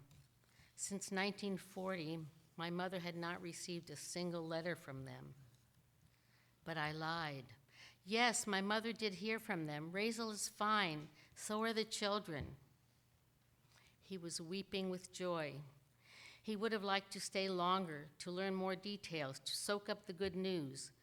But an SS was heading in our direction, and he had to go, telling us that he would come back the next day. The bell announced that we were dismissed. We went to fetch the evening meal, bread and margarine.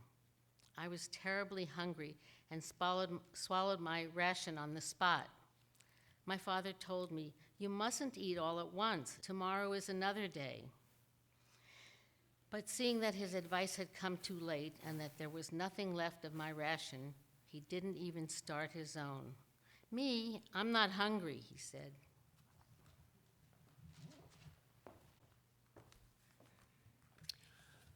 We remained in Auschwitz for 3 weeks. We had nothing to do. We slept a lot. In the afternoon and at night, our one goal was to avoid the transports, to stay here as long as possible. It wasn't difficult. It was enough never to sign up as a skilled worker. The unskilled were kept until the end. At the start of the 3rd week, our Blockelteste was removed. He was judged too humane. And the new one was ferocious, and his aides were veritable monsters. The good days were over. We began to wonder if it wouldn't be better to let ourselves be chosen for the next transport. Stein, our relative from Antwerp, continued to visit us, and from time to time, he would bring half a portion of bread. "Here, this is for you, Eliezer." Every time he came, tears would roll down his icy cheeks, and he would often say to my father, "Take care of your son. He is very weak, very dehydrated. Take care of yourselves. You must avoid selection. Eat anything, anytime, eat all you can. The weak don't last very long around here." And he himself was so thin, so withered, so weak. "The only thing that keeps me alive," he kept saying, "is to know that Razel and the little ones are still alive. Were it not for them, I would give up." One evening he came to see us, his face radiant. "A transport just arrived from Antwerp. I shall go to see them tomorrow. Surely they will have news." He left. We never saw him again. He had been given the news, the real news. Evenings, as we lay in our cots, we sometimes tried to sing a few Hasidic melodies. Akima Drumar would break our hearts with his deep, grave voice. Some of the men spoke of God, his mysterious ways, the sins of the Jewish people, and the redemption to come. As for me, I had ceased to pray. I concurred with Job. I was not denying his existence, but I doubted his absolute justice. Akiba Drummer said, "God is testing us. He wants to see whether we are capable of overcoming our base instincts, of killing the Satan within ourselves. We have no right to despair, and if he punishes us mercilessly, it's a sign that he loves us that much more." Hershgenud, well versed in Kabbalah, spoke of the end of the world and the coming of the Messiah. From time to time, in the middle of all that talk, a thought crossed my mind. Where is Mother right now? And Zipporah? Mother is still a young woman, my father once said. She must be in a labor camp. And Tzipporah, she's a big girl now. She too must be in a camp. How we would have liked to believe that. We pretended. For what if one of us still did believe?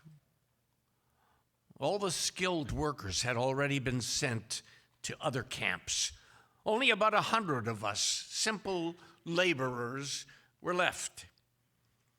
Today is your turn, announced the block secretary. You are leaving with the next transport. At 10 o'clock, we were handed our daily ration of bread.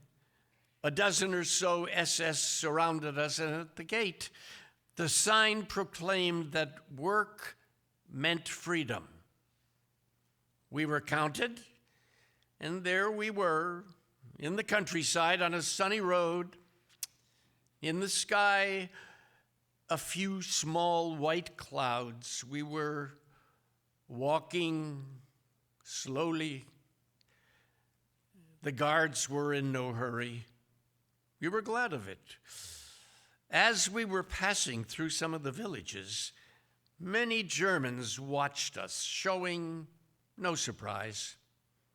No doubt they had seen quite a few of these processions.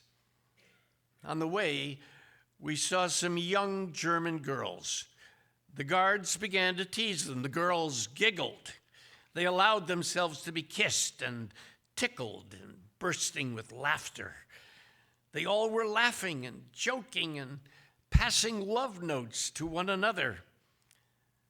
At least, during all that time, we endured neither shouting nor blues nor blows.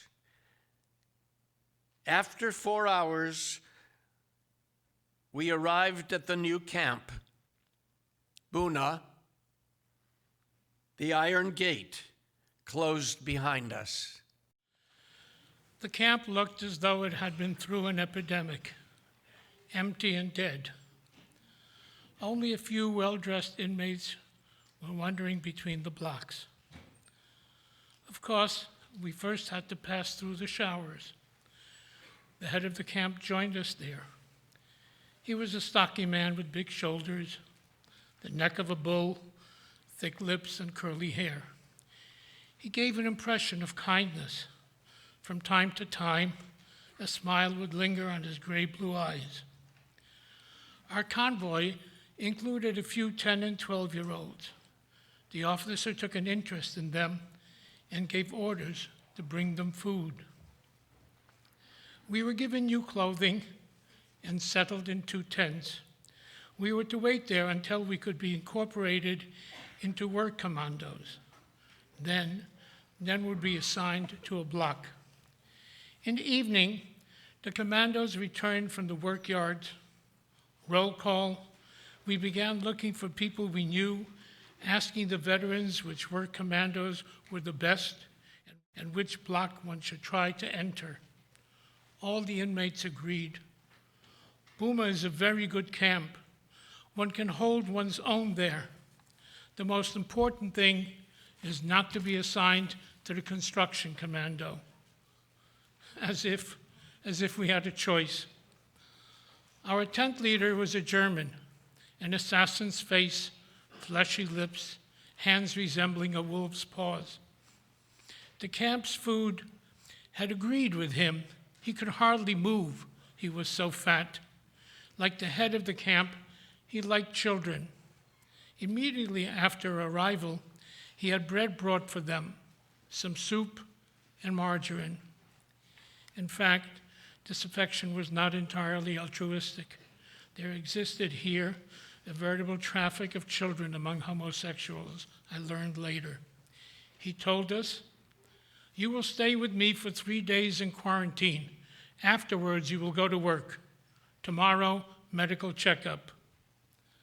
One of his aides, a tough-looking boy with shifty eyes, came over to me. "Would you like to get into a good commando?" "Of course, but on one condition." I want to stay with my father. All right, he said, I can arrange it for a pittance. Your shoes. I'll give you another pair. I refused to give him my shoes. They were all I had left. I'll also give you a ration of bread with some margarine. He liked my shoes.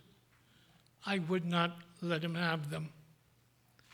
Later, they were taken away from me anyway, in exchange for nothing that time. The medical checkup took place outside early in the morning before 3 doctors seated on a bench. The first hardly examined, he just asked, "Are you in good health?" Who would have dared to admit the opposite? On the other hand, the dentist seemed more conscientious. He asked me to open my mouth wide. In fact, he was not looking for decay, but for gold teeth. Those who had gold in their mouths were listed by their number. I did have a gold crown. The first 3 days went by quickly. On the 4th day, as we stood in front of our tent, the capos appeared. Each one began to choose the men he liked. You. They pointed their fingers that one might choose cattle or merchandise. We followed our capo, a young man. He made us halt at the door of the first block near the entrance of the camp. This was the orchestra's block. He motioned us inside. We were surprised. What had we to do with music? The orchestra was playing a military march, always the same. Dozens of commandos were marching off in step to the work yards. The capos were beating the time. Left, right, left, right. SS officers, pen in hand, recorded the number of men leaving. The orchestra continued to play the same march until the last commando had passed. Then the conductor's baton stopped moving and the orchestra fell silent. The capo yelled, "Fall in." We fell into ranks of 5 with the musicians. We left the camp without the music but in step. We still had the march in our ears. Left, right, left, right.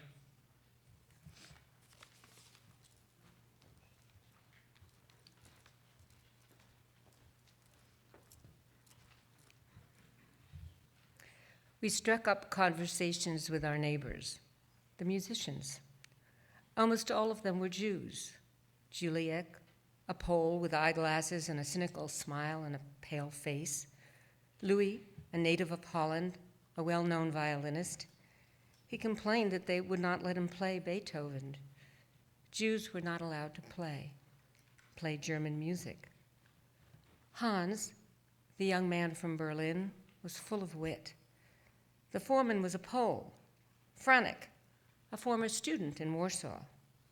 Juliek explained to me, "We work in a warehouse of electrical materials not far from here. The work is neither difficult nor dangerous. Only Idek, the capo, occasionally has fits of madness, and then you'd better stay out of his way." "You're a lucky little fellow," said Hans, smiling. "You fell into a good commando." 10 minutes later, we stood in front of the warehouse. A German employee, a civilian, the Meister, came to meet us. He paid as much attention to us as would a shopkeeper receiving a delivery of old rags. Our comrades were right. The work was not difficult. Sitting on the ground, we counted bolts, bulbs, and various small electrical parts. The capo launched into a lengthy explanation of the importance of this work, warning us that anyone who proved to be lazy would be held accountable. My new comrades reassured me. "Don't worry. He has to say this because of the Meister." There were many Polish civilians here and a few French women as well. The women silently greeted the musicians with their eyes. François, the foreman, assigned me to a corner. "Don't kill yourself. There's no hurry, but watch out. Don't let an SS catch you. Please, sir, I'd like to be near my father. All right, your father will work here next to you. We were lucky. 2 boys came to join our group, Yossi and Tibi, 2 brothers from Czechoslovakia whose parents had been exterminated in Birkenau. They lived for each other, body and soul. They quickly became my friends.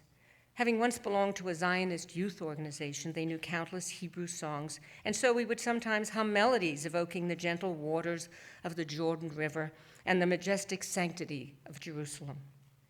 We also spoke about Palestine. Their parents, like mine, had not had the courage to sell everything and emigrate while there was still time.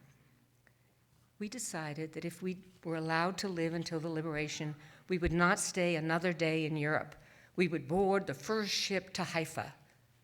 Still lost in his Kabbalistic dreams, Akib, drummer, had discovered a verse from the Bible, which translated into numbers, and it made it possible for him to predict redemption in the weeks to come. We had left the tents for the musicians' block. We now were entitled to a blanket, a wash bowl, and a bar of soap. The block test was a German Jew. It was good to have a Jew as your leader. His name was Alphonse, a young man with a startling, wizened face. He was totally devoted to defending his block. Whenever he could, he would organize a cauldron of soup for the young, for the weak, for all those who dreamed more of an extra portion of food than of liberty.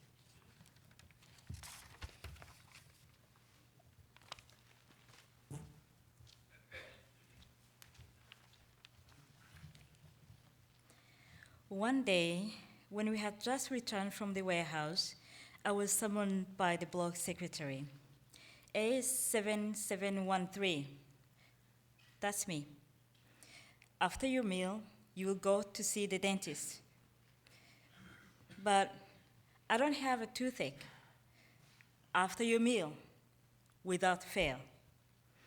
I went to the infirmary block. Some 20 prisoners were waiting in line at the entrance. It didn't take long to learn the reason for our summons. Our gold teeth were to be extracted. The dentist, a Jew from Czechoslovakia, had a face not unlike a death mat. When he opened his mouth, one had a ghastly vision of yellow, rotten teeth. Seated in the chair, I asked meekly, "What are you going to do, sir?" "I shall remove your gold crown, that's all," he said, clearly indifferent. I thought of pretending to be sick. "Couldn't you wait a few more days, sir?" "I don't feel well. I have a fever." He wrinkled his brow, thought for a moment, and took my purse. "All right, son. Come back to see me when you feel better. Don't wait for me to call you." I went back to see him a week later with the same excuse. I still was not feeling better. He did not seem surprised. I don't know whether he believed in me. Yet he most likely was pleased that I had come back on my own. As I had promised, he granted me further delay. A few days after my visit, the dentist's office was shut down. He had been thrown into prison and was about to be hanged. It appeared he had been dealing in a prisoner's gold teeth for his own benefit. I felt no pity for him. In fact, I was pleased with what was happening to him. My gold crown was safe. It could be useful to me one day to buy something, some bread, or even time to live. At that moment in time, all that matters to me was my daily bowl of soup, my crust of stale bread, the soup. Those were my entire life. I was nothing but a body, perhaps even less, a famished stomach. The stomach alone was measuring time. In the warehouse, I often worked next to a young French woman. She did not speak, she did not know German, and I did not understand French. I thought she looked Jewish, though she passed for Aryan. She was a forced labor inmate. One day, when Hyde was venting his fury, I happened to cross his path. He threw himself on me like a wild beast, beating me in the chest, on my head, throwing me to the ground and picking me up again, crushing me with even more violent blows until I was covered in blood. As I bit my lips, in order not to howl with pain, he must have mistaken my silence for defiance. And so he continued to hit me harder and harder. Abruptly, he calmed down and sent me back to work as if nothing had happened, as if we had taken part in a game in which both roles were of equal importance. I dragged myself to my corner. I was urging all over. I felt a cool hand wiping blood from my forehead. It was a French girl. She was smiling, her mournful smile, as she slipped me a crust of bread. She looked straight into my eyes. I knew she wanted to talk to me, but that she was paralyzed with fear. She remained like that for some time, and then her face lit up, and she said, in almost perfect German, "Bite your lips, little brother. Don't cry. Keep your anger, your hate, for another day, for later. The day will come, but not now. Wait. Clench your teeth and wait."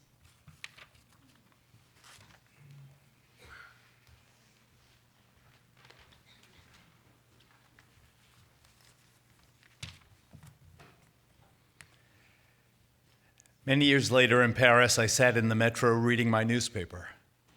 Across the aisle, a beautiful woman with dark hair and dreamy eyes. I had seen those eyes before. "Madame, don't you recognize me?" "I don't know you, sir." "In 1944, you were in Poland, in Buna, weren't you?" "Yes, but you worked in a depot, a warehouse for electrical parts." "Yes," she said, looking troubled. And then after a moment of silence, "Wait, I do remember.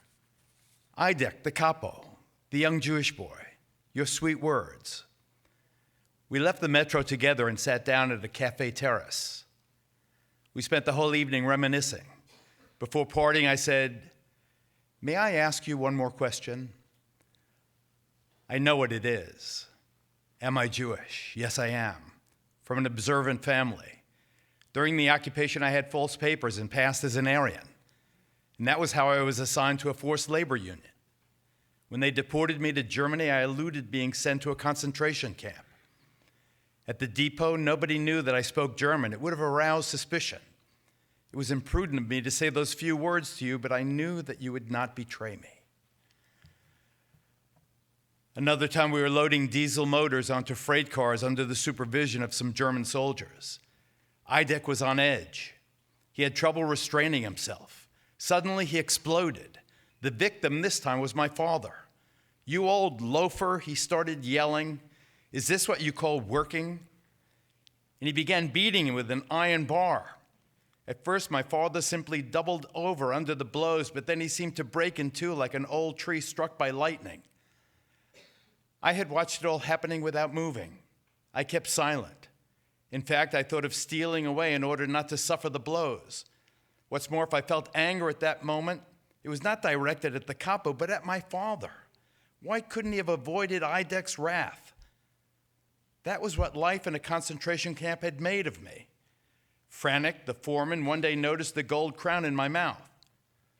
"Let me have your crown, kid." I answered that I could not, because without the crown I could no longer eat. "For what they give you to eat, kid?" I found another answer. My crown had been listed in the register during the medical checkup.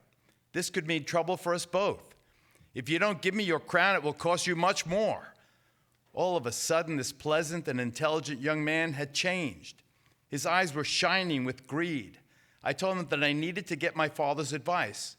"Go ahead, kid, ask, but I want the answer by tomorrow." When I mentioned it to my father, he hesitated. After a long silence, he said, "No, my son, we cannot do this.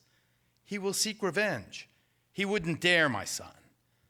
Unfortunately, François knew how to handle this. He knew my weak spot. My father had never served in the military and could not march in step. But here, whenever we moved from one place to another, it was in step. That presented François with the opportunity to torment him, and on a daily basis, to thrash him savagely. Left, right, he punched him. Left, right, he slapped him.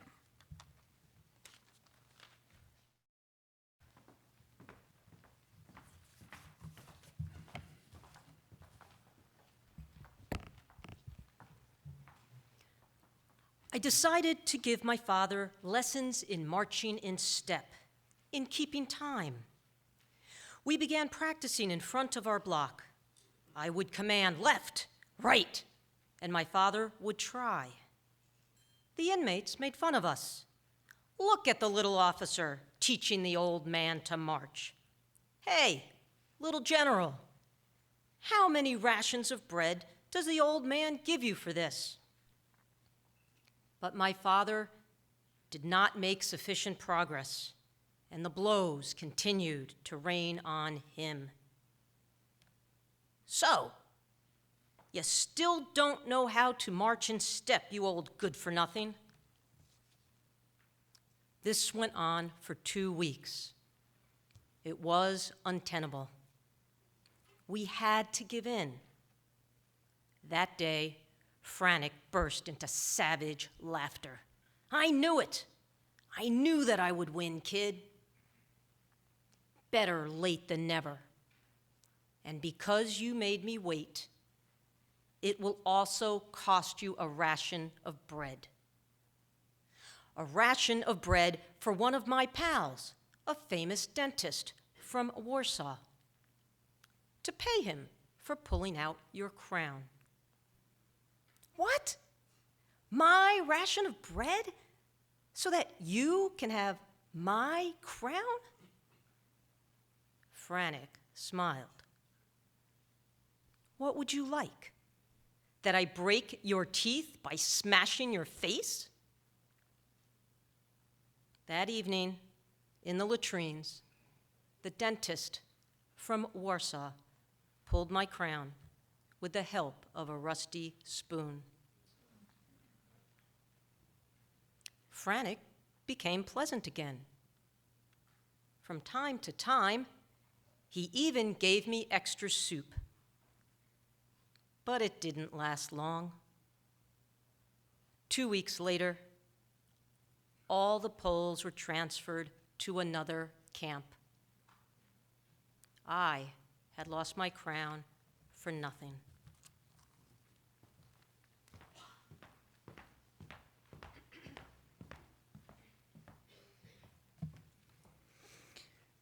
A few days before the Poles left, I had a novel experience. It was on a Sunday morning. Our commando was not required to work that day. Only Edek would not hear of staying in the camp. We had to go to the depot. This sudden enthusiasm for work astonished us. At the depot, Edek entrusted us to François, saying, "Do what you like, but do something, or else you'll hear from me." And he disappeared. We didn't know what to do. Tired of huddling on the ground, we each took turns strolling through the warehouse in the hope of finding something, a piece of bread perhaps, that a civilian might have forgotten there. When I reached the back of the building, I heard sounds coming from a small adjoining room. I moved closer, and I had a glimpse of Edek and a young Polish girl, half naked, on a straw mat. Now I understood why Edek refused to leave us in the camp. He moved 100 prisoners so he could copulate with this girl. It struck me as terribly funny, and I burst out laughing. Edek jumped, turned, and saw me, while the girl tried to cover her breasts. I wanted to run away, but my feet were nailed to the floor. Edek grabbed me by the throat. Hissing at me, he threatened, "Just you wait, kid. You will see what it costs to leave your work. You'll pay for this later. And now, go back to your place."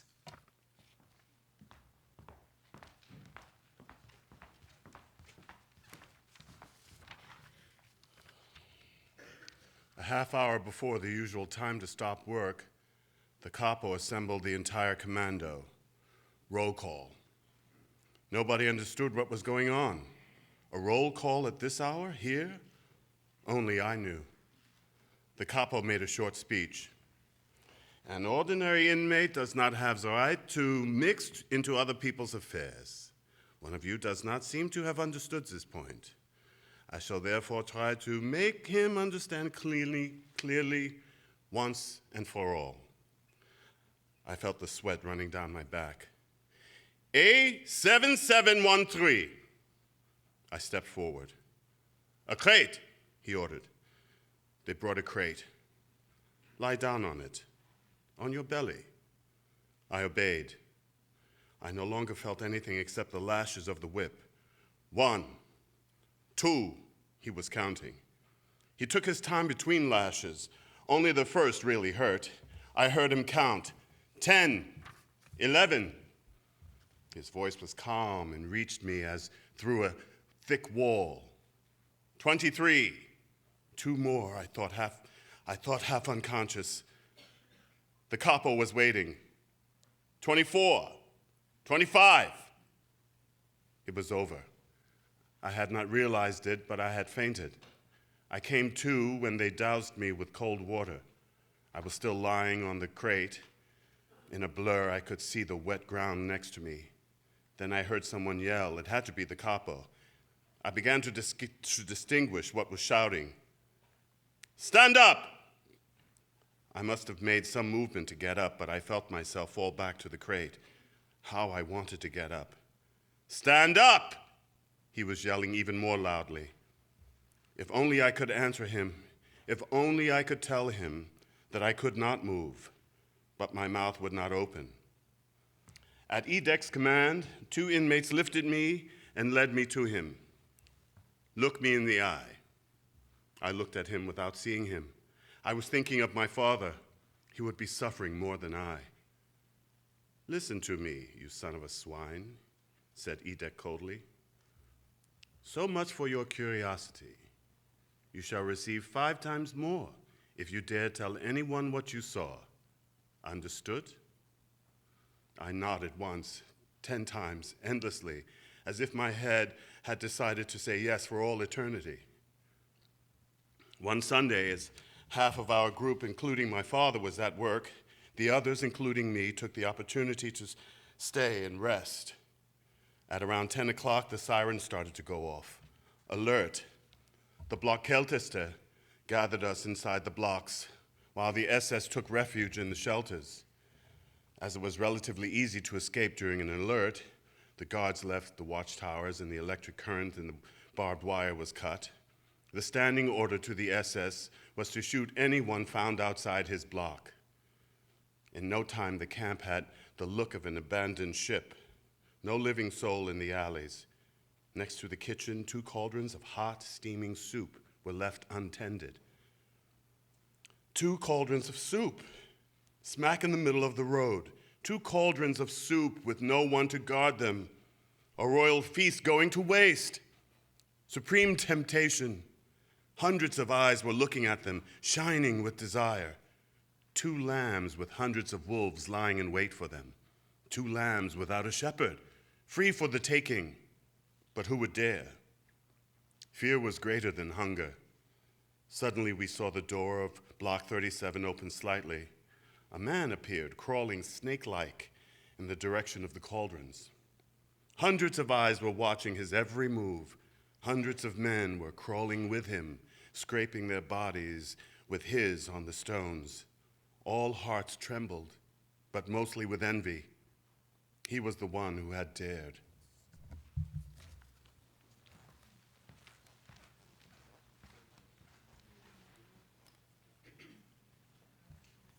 He reached the first cauldron. Hearts were pounding harder. He had succeeded. Jealousy devoured us, consumed us. We never thought to admire him. Poor hero, committing suicide for a ration or 2 or more of soup. In our minds, he was already dead. Lying on the ground near the cauldron, he was trying to lift himself to the cauldron's rim. Either out of weakness or out of fear, he remained there, undoubtedly to muster his strength. At last, he succeeded in pulling himself up to the rim. For a second, he seemed to be looking at himself in the soup, looking for his ghostly reflection there. Then, for no apparent reason, he let out a terrible scream, a death rattle such as I had never heard before, and with open mouth, thrust his head toward the still steaming liquid. We jumped at the sound of the shot. Falling to the ground, his face stained by the soup, the man writhed a few seconds at the base of the cauldron, and then he was still. That was when we began to hear the planes. Almost at the same moment, the barrack began to shake. "They're bombing the Buna factory," someone shouted. I anxiously thought of my father, who was at work. But I was glad, nevertheless, to watch that factory go up in flames. What revenge! While we had heard some talk of German military defeats on the various fronts, we were not sure if they were credible. But today, this was real. We were not afraid, and yet, if a bomb had fallen on the blocks, it would have claimed hundreds of inmates' lives. But we no longer feared death, in any event, not this particular death. Every bomb that hit filled us with joy, gave us renewed confidence. The raid lasted more than 1 hour. If only it could have gone on for 10 times 10 hours. Then, once more, there was silence.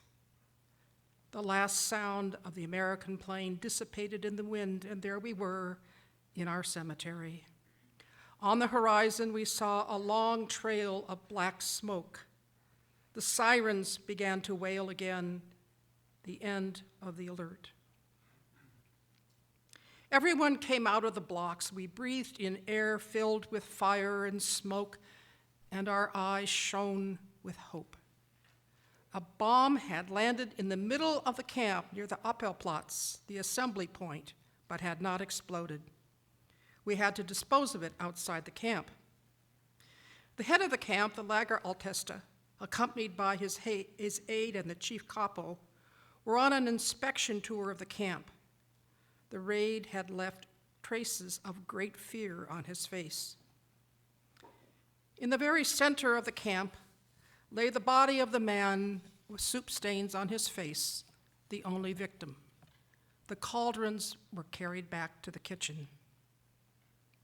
The SS were back at their posts in the watchtowers behind their machine guns. Intermission was over. An hour later, we saw the commandos returning in step as always. Happily, I caught sight of my father. Several buildings were flattened, he said, but the depot was not touched. In the afternoon, we cheerfully went to clear the ruins.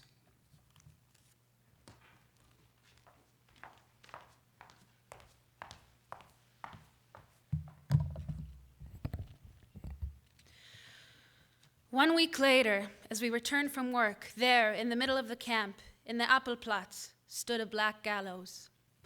We learned that soup would be distributed only after roll call, which lasted longer than usual. The orders were given more harshly than on other days, and there were strange vibrations in the air. "Caps off!" the Lageraltester suddenly shouted. 10,000 caps came off at once. "Cover your heads!" 10,000 caps were back on our heads at lightning speed. The camp gate opened. An SS unit appeared and encircled us. One SS every 3 paces. The machine guns on the watchtowers were pointed towards the Appelplatz. "They're expecting trouble," whispered Juliek. 2 SS were headed towards the solitary confinement cell. They came back, the condemned man between them. He was a young boy from Warsaw, an inmate with 3 years of concentration camps behind him. He was tall and strong, a giant compared to me. His back was to the gallows, his face turned towards his judge, the head of the camp. He was pale but seemed more solemn than frightened. His manacled hands did not tremble. His eyes were coolly assessing the hundreds of SS guards, the thousands of prisoners surrounding him. The Lagerälteste began to read the verdict, emphasizing every word. In the name of the Reichsführer Himmler, prisoner number stole during the air raid, according to the law, prisoner number is condemned to death. Let this be a warning and an example to all prisoners. Nobody moved. I heard my heart pounding. The thousands of people who died daily in Auschwitz, in Birkenau, in the crematoria, no longer troubled me, but this boy leaning against his gallows upset me deeply. The ceremony will be over soon. I'm hungry, whispered Juliek. At a sign of the Lagerälteste, the Lagerkapo stepped up to the condemned youth. He was assisted by 2 prisoners in exchange for 2 bowls of soup. The capo wanted to blindfold the youth, but he refused. After what seemed like a long moment, the hangman put the rope around his neck. He was about to signal his aides to pull the chair from under the young man's feet when the latter shouted in a strong and calm voice, "Long live liberty, my curse on Germany, my curse, my..." The executioner had completed his work. Like a sword, the order cut through the air, "Caps off!" 10,000 prisoners paid their respects. "Cover your heads!" Then the entire camp, block after block, filed against the hanged boy and stared at his extinguishing eyes, the tongue hanging from his gaping mouth. The capos forced everyone to look him squarely in the face. Afterwards, we were given permission to go back to our blocks and have our meal. I remember on that evening, the soup tasted better than ever.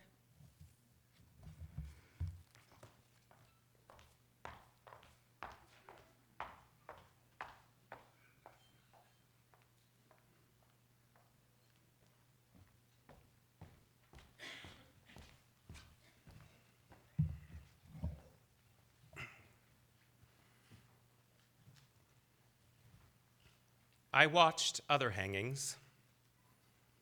I never saw a single victim weep. These withered bodies had long forgotten the bitter taste of tears. Except once. The Oberkapo of the 52nd Cable Commando was a Dutchman, a giant of a man, well over 6 feet. He had some 700 prisoners under his command, and they all loved him like a brother. Nobody had ever endured a blow or even an insult from him. In his service was a young boy, a pipel as they were called. This one had a delicate and beautiful face, an incredible sight in this camp. In Buna, the pipel were hated. They often displayed greater cruelty than their elders. I once saw one of them, a boy of 13, beat his father for not making his bed properly. As the old man quietly wept, the boy was yelling, "If you don't stop crying instantly, I will no longer bring you bread, understood?" But the Dutchman's little servant boy was beloved by all. His was the face of an angel in distress. One day, the power failed at the central electric plant in Buna. The Gestapo, summoned to inspect the damage, concluded that it was sabotage. They found a trail.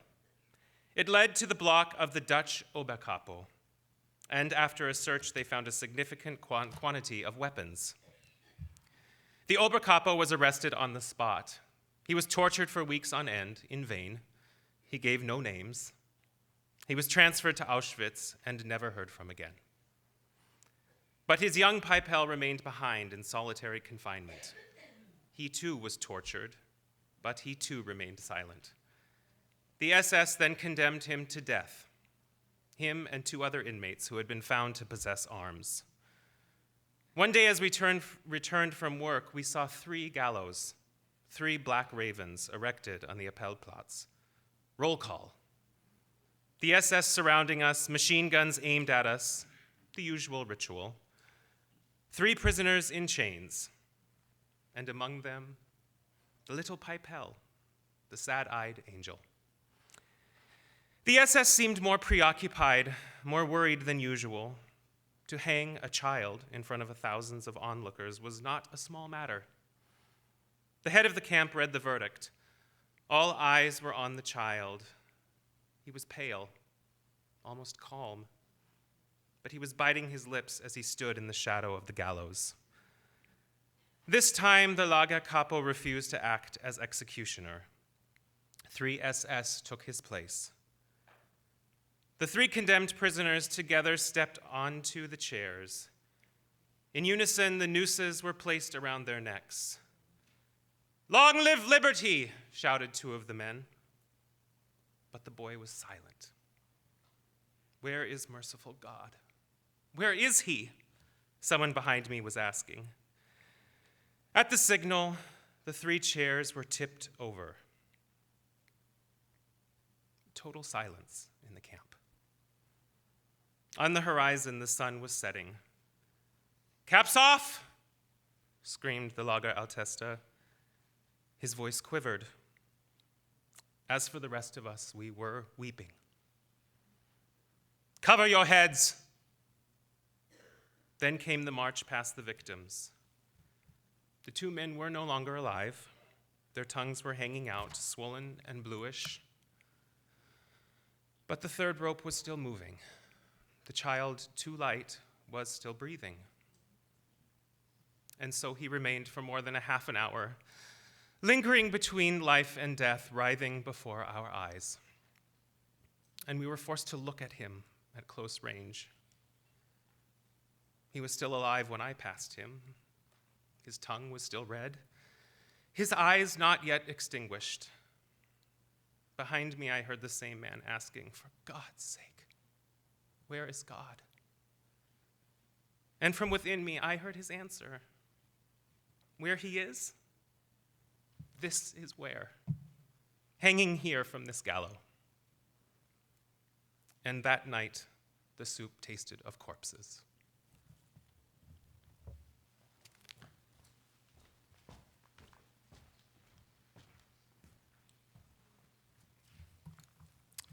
Und euch der Sommer ist kommt vorbei.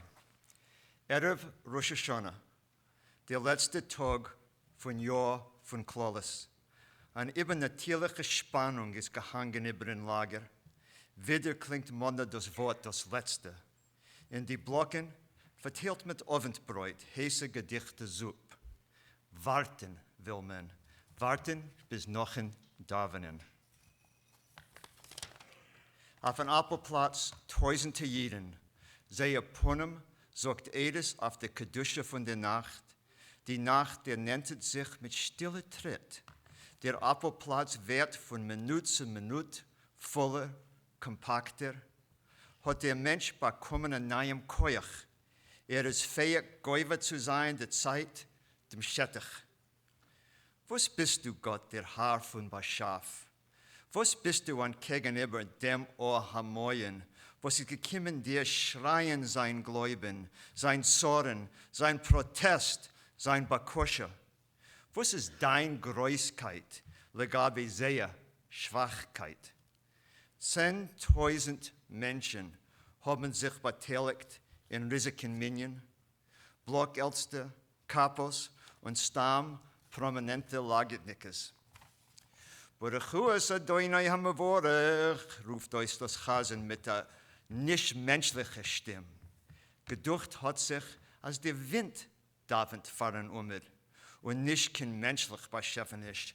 Gebencht soll sein Gottes Namen, Menschen davenen.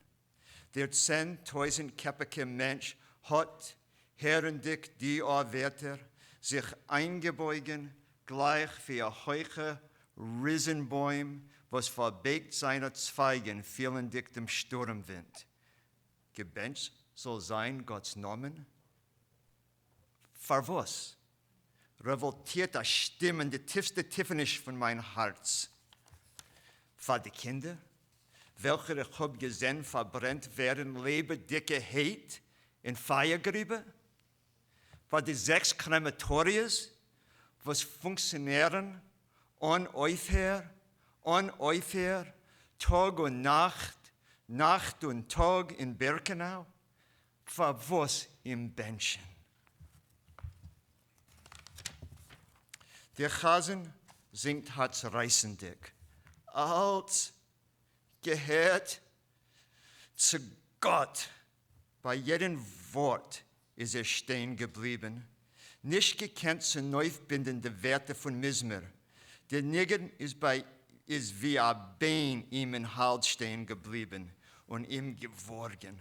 Und ich, der amolige Yeshiva-Boche, der Bar-Mitzvah-Boche, hab sich getracht. Ja, stärker ist der Mensch von seinem Beschöpfer, von seinem Gott. Größer und grausamer Gott, hast sich enttäuscht in Odem Vechave, hast du gleich sie von Gan Eden vertrieben. Wenn du hast den Neuachs Dor sich enttäuscht, hast du bald ein Mabel auf ihm gebracht. Wenn Sodom ist dir nicht gefallen geworden, hast du sie in Feuer verbrennt. Ist Ort, haben Menschen in dir sich enttäuscht. Und was tun sie? Sie davenen zu dir. Sie leuben dein Namen, als gehört zu Gott. Amol Rosh Hashanah habe ich anders sich gefühlt. Anders sich geführt. Schwacher und reiner.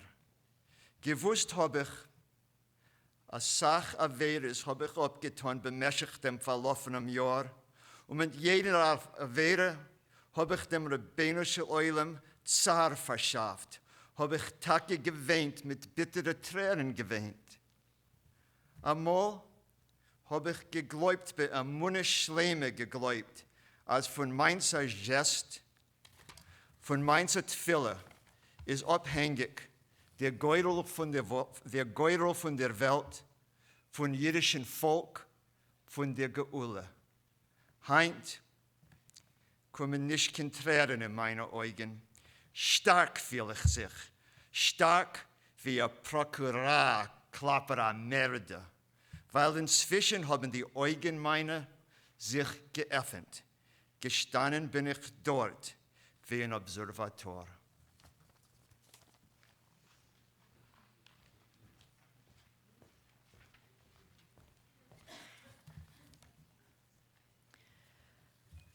The service ended with Kaddish. Each of us recited Kaddish for his parents, for his children, and for himself. We remained standing in the Appellplatz for a long time, unable to detach ourselves from this surreal moment. Then came the time to go to sleep, and slowly the inmates returned to their blocks. I thought I heard them wishing each other a happy new year. I ran to look for my father. At the same time, I was afraid of having to wish him a happy year in which I no longer believed. He was leaning against the wall, bent shoulders sagging as if under a heavy load. I went up to him, took his hand, and kissed it. I felt a tear on my hand. Whose was it? Mine? His? I said nothing, nor did he. Never before had we understood each other so clearly. The sound of the bell brought us back to reality. We had to go to bed. We came back from very far away. I looked up at my father's face, trying to glimpse a smile or something like it on his stricken face. But there was nothing, not the shadow of an expression. Defeat. Yom Kippur, the Day of Atonement. Should we fast? the question was hotly debated. To fast could mean a more certain, more rapid death. In this place, we were always fasting. It was Yom Kippur year-round. But there were those who said we should fast, precisely because it was dangerous to do so. We needed to show God that even here, locked in hell, we were capable of singing his praises. I did not fast. First of all, to please my father, who had forbidden me to do so. And then there was no longer any reason for me to fast. I no longer accepted God's silence. As I swallowed my ration of soup, I turned that act into a symbol of rebellion, of protest against him. And I nibbled on my crust of bread. Deep inside me, I felt a great void opening.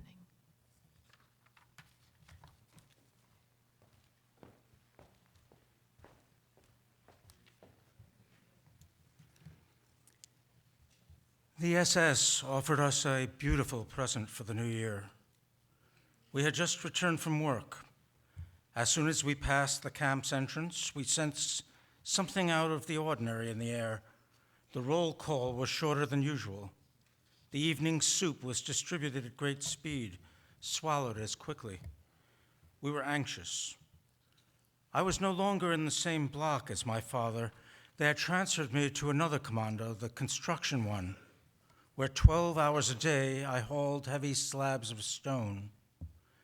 The head of my new block was a German Jew, small with piercing eyes. That evening, he announced to us that henceforth no one was allowed to leave the block after the evening soup. A terrible word began to circulate soon thereafter: selection. We knew what it meant.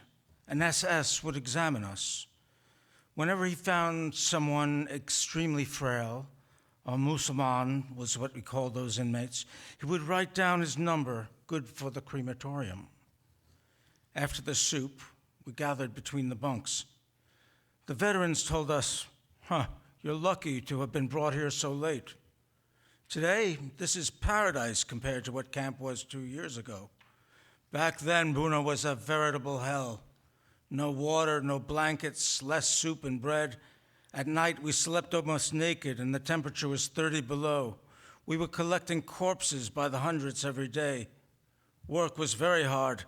Today, this is a little paradise. The capos back then had orders to kill a certain number of prisoners every day, and every week, selection, a merciless selection. Oh yes, you are lucky. Enough. Be quiet, I begged them. Tell your stories tomorrow or some other day. They burst out laughing. They were not veterans for nothing. Are you scared? Well, we too were scared, and at that time, for good reason. The old men stayed in their corner, silent, motionless, hunted down creatures. Some were praying. 1 more hour, then we would know the verdict, death or reprieve. And my father? I first thought of him now. How would he pass selection? He had aged so much. Our block Altest had not been outside a concentration camp since 1933. He had already been through all the slaughterhouses, all the factories of death. And around 9 o'clock, he came to stand in our midst. Achtung! There was instant silence. Listen carefully to what I'm about to tell you. For the first time, his voice quivered. In a few moments, selection will take place. You will have to undress completely. Then you will go one by one before the SS doctors. I hope you will all pass, but you must try to increase your chances. Before you go into the next room, try to move your limbs. Give yourself some color. Don't walk slowly, run. Run as if you had the devil at your heels. Don't look at the SS. Run, straight in front of you. He paused and then added, and most important, don't be afraid. That was a piece of advice we would have loved to be able to follow.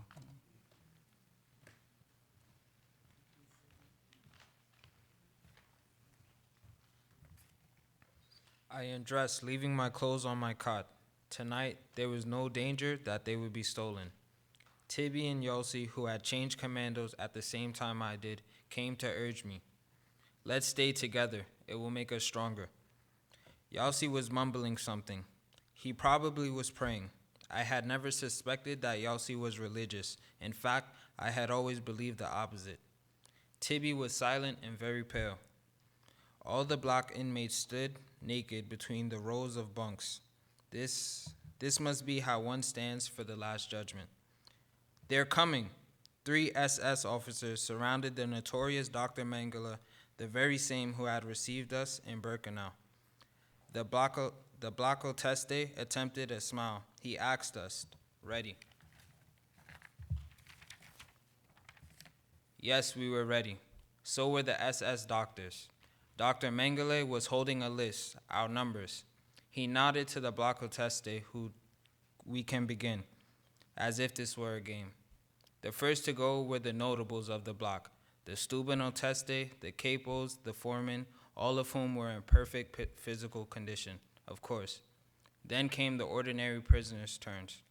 Dr. Mengele looked them over from head to toe. From time to time, he noted a number. I had but one thought, not to have my number taken down, and not to show my left arm. In front of me, there were only Tibby and Yossi. They passed. I had time to notice that Mengele had not written down their numbers. Someone pushed me. It was my turn. I ran without looking back. My head was spinning. You're too skinny. You're too weak. You're too skinny. You are good for the ovens. The race seemed endless. I felt as though I had been running for years. You're too skinny. You're too weak. At last I arrived, exhausted. When I had caught my breath, I asked Yossi and Tibby, did they write me down? No, said Yossi. Smiling, he added, anyway, they couldn't have. You were running too fast. I began to laugh. I was happy. I felt like kissing him. At that moment, the others did not matter. They had not written me down. Those whose numbers had been noted were standing apart, abandoned by the whole world. Some were silently weeping.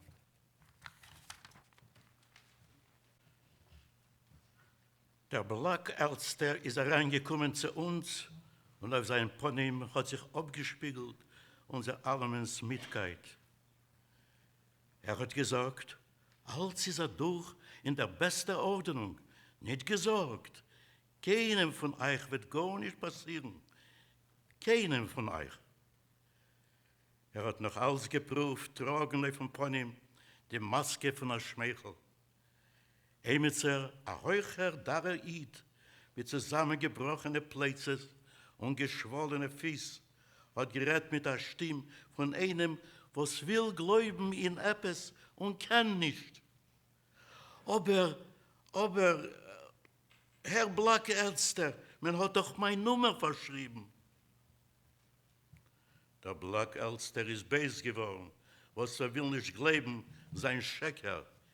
Ich habe euch befehlisch gesagt, als es wird euch gar nicht geschehen. Und ihr will Dafke sein pessimistisch gestimmt. Inzwischen hat der Lagerglock geklungen und wir haben bekommen, der Leubenisch herauszugehen in Lager. Aciman, die Selektie ist arriba. Ich läuft mit allen Keuches zum 36. Block. Sehen, was es hört sich bei ihm, bei meinem Vater. Ich habe ihn auf dem Weg begegnet und ist gekommen zu laufen zu mir. Nu, wie ist es durch bei dir und bei dir? Mir euch? Wir haben sich gegenseitig beruhigt. Jetzt atmet sich eine Sache leichter. Der Vater hat von mir eine Matrone, eine halbe Portion Brot. Hat gefunden in einem Elektromagazin ein Stück Gummi, was kann vernutzt werden auf Säulen. Hat es verkauft für eine halbe Portion Brot.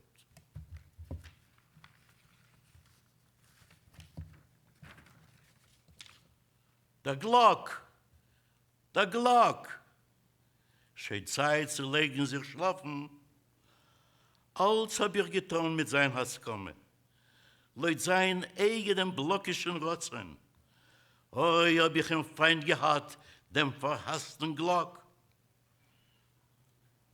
Und ich pfleg amol, haben die Hose zu weben an nicht real, nicht ämmissen Träum wegen Freiheit, wegen ein frei Leben, hab ich es allemal vorgestellt, ein Leben ohne a Glock.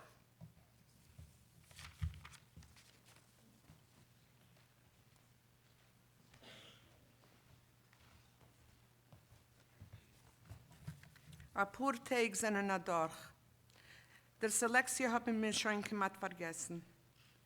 Wir sind gegangen zur Arbeit wie gewöhnlich, aufleuten schwere Steine auf deutsche Waggonen. Die Ratios sind gewesen muggerer wie früher, aber trotzdem hat sich alles geführt wie besitzt. Frühmorgen ist aufgestanden wie jeden Tag vor einem Sonnenaufgang.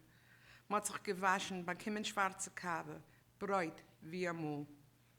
Plötzlich kommt dann an der Blockout-Tester und rief daraus: Ruhig, ich bete euch zu sein ruhig auf eine Weile, ich hab du eine Liste von Nummern, ich will sie verleinen, die alle, was ich will riefen, gehen nicht zu der Arbeit, sie verbarben im Lager.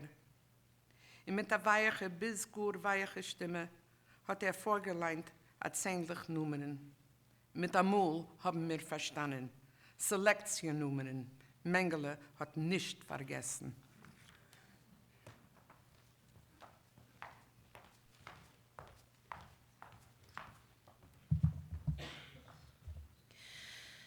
The block Älteste turned to go to his room.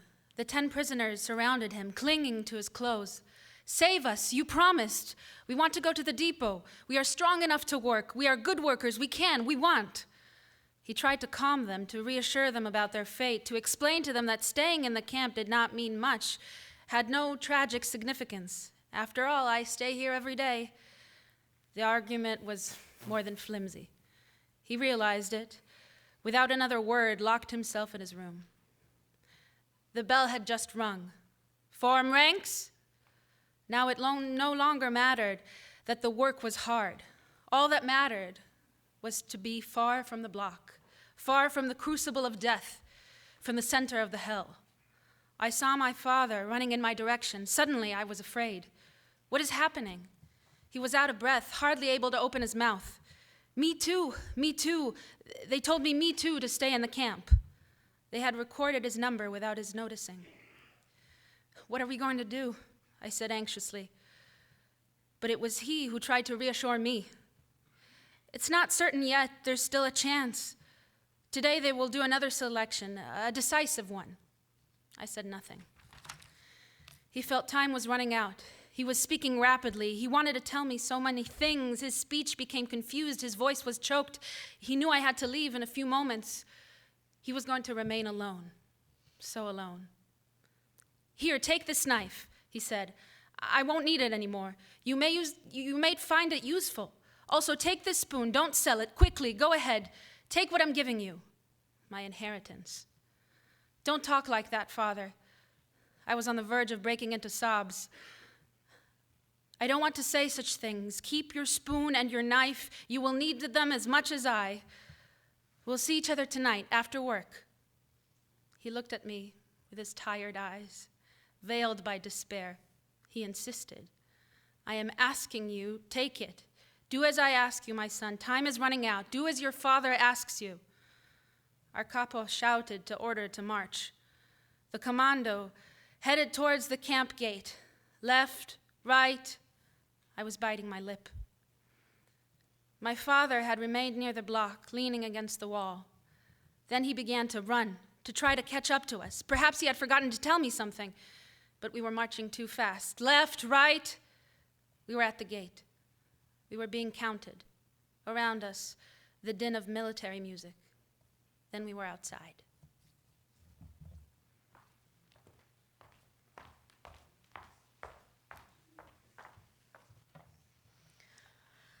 All day I plodded around like a sleepwalker. Tibby and Yossi would call out to me from time to time, trying to reassure me, as did the capo, who had given me easier tasks that day. I felt sick at heart. How kindly they treated me, like an orphan. I thought even now, my father is helping me. I myself didn't know whether I wanted the day to go by quickly or not. I was afraid of finding myself alone that evening. How good it would be to die right here. At last we began the return. How I longed for an order to run. The military march, the gate, the camp. I ran toward Block 36. Were there still miracles on this earth? He was alive. He had passed the second selection. He had still proved his usefulness. I gave him back his knife and spoon. Akiba Droomer has left us, a victim of the selection. Lately, he had been wandering among us, his eyes glazed, telling everyone how weak he was. I can't go on. It's over. We tried to raise his spirits, but he wouldn't listen to anything we said. He just kept repeating that it was all over for him, that he could no longer fight. He had no more strength, no more faith. His eyes would suddenly go blank, leaving 2 gaping wounds, 2 wells of terror. He was not alone in having lost his faith during those days of selection. I knew a rabbi from a small town in Poland. He was old and bent, his lips constantly trembling. He was always praying in the block, at work, in the ranks. He recited entire passages from the Talmud, arguing with himself, asking and answering himself endless questions. One day he said to me, "It's over. God is no longer with us." And as though he regretted having uttered such words so coldly, so dryly, he added in his broken voice, "I know, no one has the right to say things like that. I know that very well. Man is too insignificant, too limited, to even try to comprehend God's mysterious ways. But what can someone like myself do? I'm neither a sage nor just a man. I am not a saint. I'm a simple creature, of flesh and bone. I suffer hell in my soul and my flesh. I also have eyes, and I see what is being done here. Where is God's mercy? Where is God? How can I believe? How can anyone believe in this God of mercy?" Poor Akiba Droomer. If only he could have kept his faith in God. If only he could have considered this suffering a divine test, he would not have been swept away by the selection. But as soon as he felt the first chinks in his faith, he lost all incentive to fight and opened the door to death. When the selection came, he was doomed from the start, offering his neck to the executioner, as it were. All he asked of us was, "In 3 days, I'll be gone. Say Kaddish for me." We promised in 3 days, when we would see the smoke rising from the chimney, we would think of him. We would gather 10 men and hold a special service. All his friends would say Kaddish. Then he left in the direction of the hospital. His step was almost steady, and he never looked back. An ambulance was waiting to take him to Birkenau. There followed terrible days. We received more blows than food. The work was crushing. In 3 days after he left, we forgot to say Kaddish.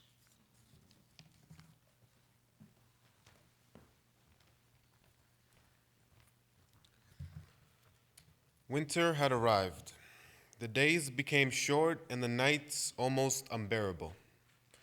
From the first hours of dawn, a glacial wind lashed us like a whip. We were handed winter clothing, striped shirts that were a bit heavier.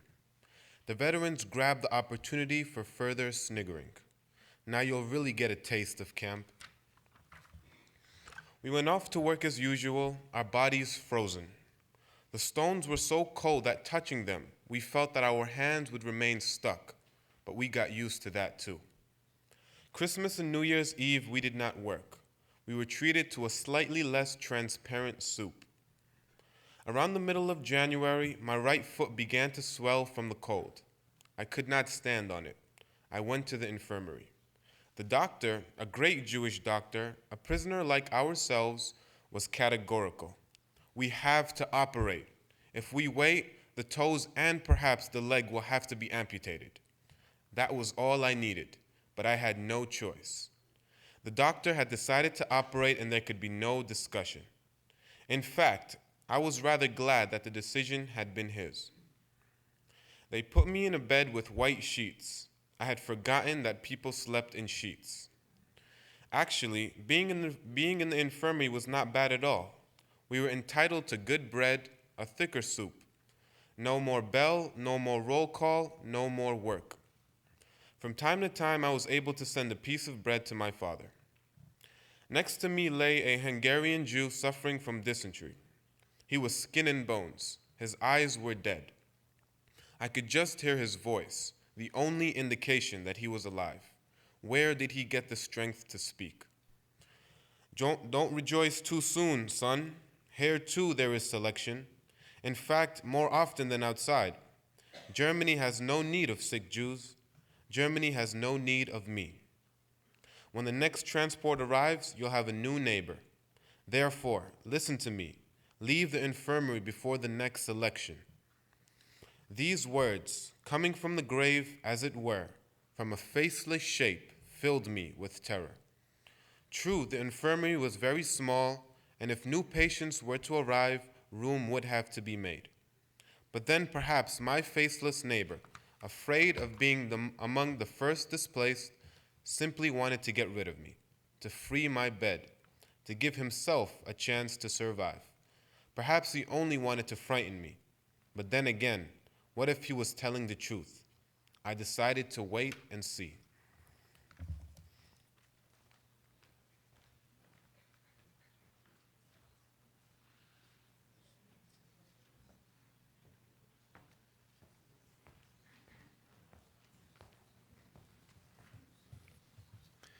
The doctor came to tell me that he would operate the next day. Don't be afraid, he said. Everything will be all right. At 10 o'clock in the morning, I was taken to the operating room. My doctor was there. That reassured me. I felt that in his presence, nothing serious could happen to me. Every one of his words was healing, and every glance he carried a message of hope. It will hurt a little, he said, but it will pass. Be brave. The operation lasted 1 hour. They did not put me to sleep.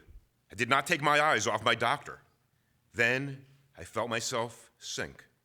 When I came to and opened my eyes, I first saw nothing but a huge expanse of white, my sheets.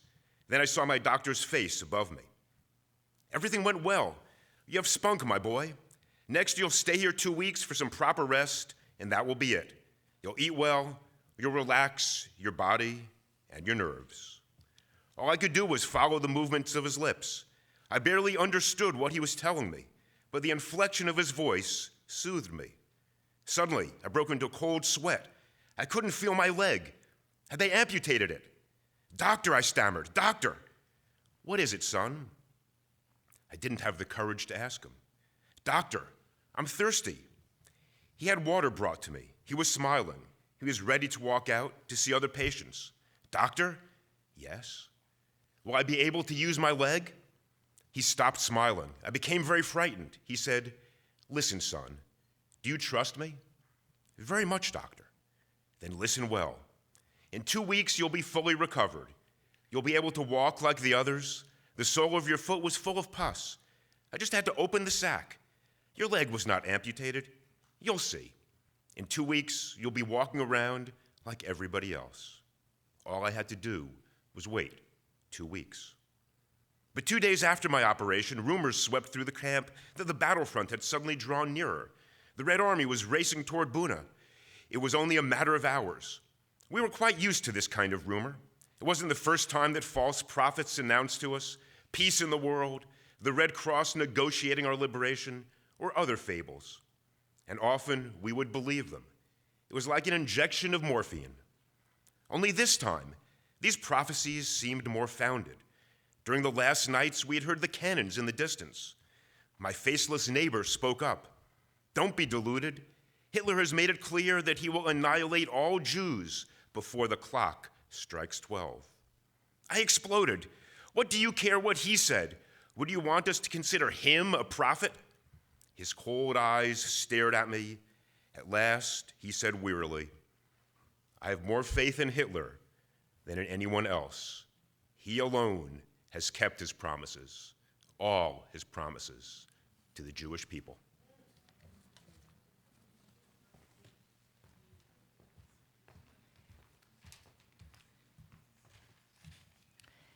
That afternoon at 4 o'clock, as usual, the bell called all the Blackeltester for their daily report. They came back shattered. They had difficulty opening their mouths. All they could utter was one word: evacuation.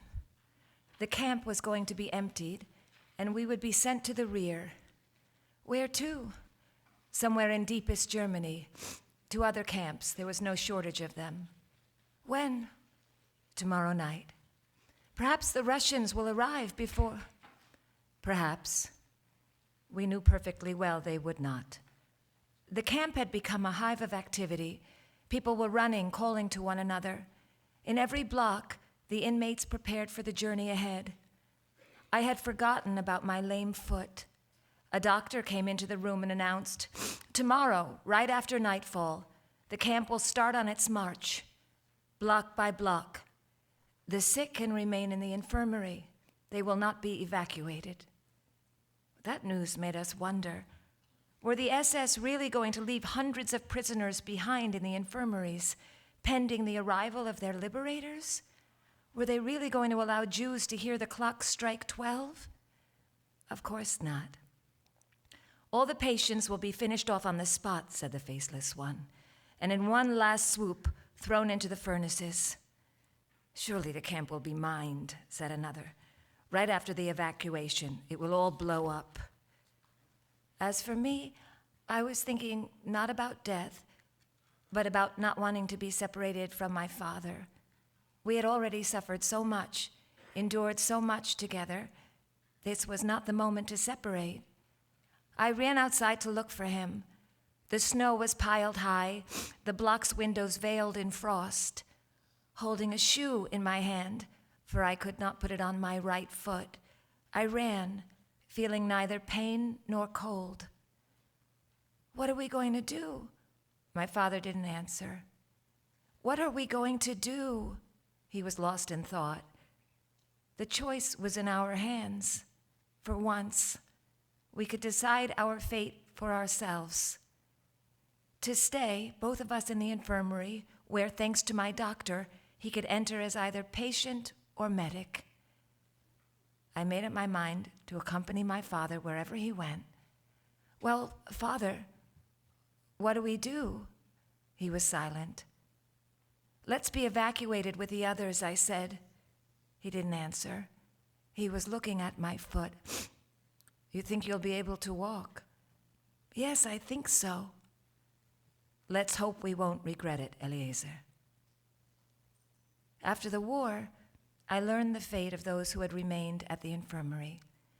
They were, quite simply, liberated by the Russians 2 days after the evacuation.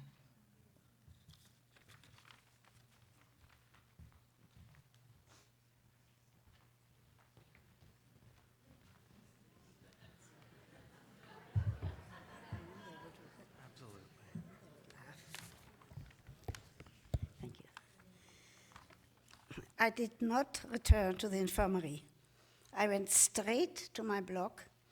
My wound had reopened and was bleeding. The snow under my feet turned red. The black eldest distributed double rations of bread and margarine for the road. We could take as much clothing from the store as we wanted. It was cold. We got into our bunks. The last night in Buna. One more, the last night. The last night at home, the last night in the ghetto, the last night in the cattle car, and now the last night in Buma. How much longer would our lives be lived from one last night to the next? I didn't sleep. Through the frosty window panes, we could see flashes of red. Cannon shots broke the silence of the night. How close the Russians were. Between them and us, one height. Our last. There was whispering from one bunk to the other. With a little luck, the Russians would be here before the evacuation. Hope was still alive. Someone called out, "Try to sleep. Gather your strength for the journey." It reminded me of my mother's last recommendations in the ghetto. But I couldn't fall asleep. My foot was on fire. In the morning, the camp did not look the same. The prisoners showed up in all kinds of strange garb. It looked like a masquerade. We each had put on several garments, one over the other, to better protect ourselves from the cold. Poor clowns, wider than tall, more dead than alive. Poor creatures whose ghostly faces peeked out from layers of prisoners' clothes. Poor clowns. I tried to find a very large shoe. In vain. I tore my blanket and wrapped it around my foot. Then I went off to wander through the camp in search of a little more bread and a few potatoes. Some people said we would be going to Czechoslovakia. No. To Groß Rosen. No. To Gleiwitz. No. To 2:00 in the afternoon. The snow continued to fall heavily. Now the hours were passing quickly. Dusk had fallen. Daylight disappeared into a gray mist. Suddenly, the block Älteste remembered that we had forgotten to clean the block. He commanded 4 prisoners to mop the floor. 1 hour before leaving camp? Why? For whom? For the liberating army, he told us. Let them know that here lived men and not pigs.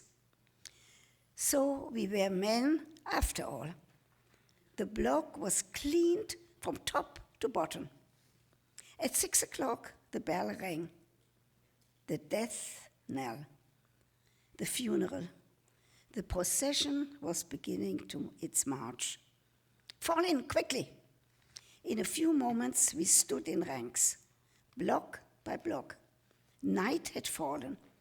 Everything was happening according to plan. The searchlights came on. Hundreds of SS appeared out of the darkness, accompanied by police dogs. The snow continued to fall. The gates of the camp opened. It seemed as though an even darker night was waiting for us on the other side. The first blocks began to march. We waited. We had to await the exodus of the 56 blocks that preceded us. It was very cold. In my pocket, I had 2 pieces of bread. How I would have liked to eat them, but I knew I must not yet. Our turn was coming. Block 5-3, Block 5-5, Block 5-7, forward, march. It snowed on and on. An icy wind was blowing violently, but we marched without faltering. The SS made us increase our pace. Faster, you tramps, you flea-ridden dogs. Why not? Moving fast made us a little warmer. The blood flowed more readily in our veins. We had the feeling of being alive. Faster, you filthy dogs. We were no longer marching, we were running, like automatons. The SS were running as well, weapons in hand. We looked as though we were running from them. The night was pitch black. From time to time, a shot exploded in the darkness. They had orders to shoot anyone who could not sustain the pace. Their fingers on the triggers, they did not deprive themselves of the pleasure. If one of us stopped for a second, a quick shot eliminated the filthy dog. I was putting one foot in front of the other like a machine. I was dragging this emaciated body that was still such a weight. If only I could have shed it. So I tried to put it out of my mind. I couldn't help thinking that there were two of us, my body and I. And I hated that body. I kept repeating to myself, don't think, don't stop, run. Near me, men were collapsing into the dirty snow, gunshots. A young boy from Poland was marching beside me. His name was Zalman. He had worked in the electrical material depot in Buna. People mocked him because he was forever praying or meditating in some Talmudic question. For him, it was an escape from reality, from feeling the blows. All of a sudden, he had terrible stomach cramps. My stomach aches, he whispered to me. He couldn't go on. He had to stop a moment. I begged him, wait a little, Zalman. Soon we will come to a halt. We cannot run like this to the end of the world. But while running, he began to undo his buttons and yelled to me, I can't go on, my stomach is bursting. Make an effort, Zalman, try. I can't go on, he groaned. He lowered his pants and fell to the ground. This is the image I have of him. I don't believe that he was finished off by an SS, for nobody had noticed. He must have died trampled under the feet of the thousands of men that followed us. I soon forgot him.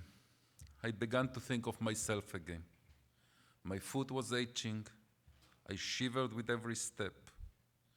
Just a few more meters and it will be over. I will fall. A small red flame, a shot. Death enveloped me. It suffocated me. It stuck to me like a glue. I felt like I could touch it. The idea of dying, of ceasing to be, began to fascinate me. To no longer exist, to no longer feel the excruciating pain of my foot, to no longer feel anything, neither fatigue nor cold, nothing, to break rank, to let myself slide to the side of the road. My father's presence was the only thing that stopped me. He was running next to me, out of breath, out of strength, desperate. I had no right to let myself die. What would he do without me? I was his sole support. These thoughts were going through my mind as I continued to run, not feeling my numb foot, not even realizing that I was still running, that I still owned a body that galloped down the road among thousands of others. When I became conscious of myself again, I tried to slow my pace somewhat, but there was no way. These human waves were rolling forward and would have crushed me like an ant. By now, I moved like a sleepwalker. I sometimes closed my eyes and it was like running while asleep. Now and then, someone kicked me violently from behind and I would wake up. The man in back of me was screaming, "Run faster!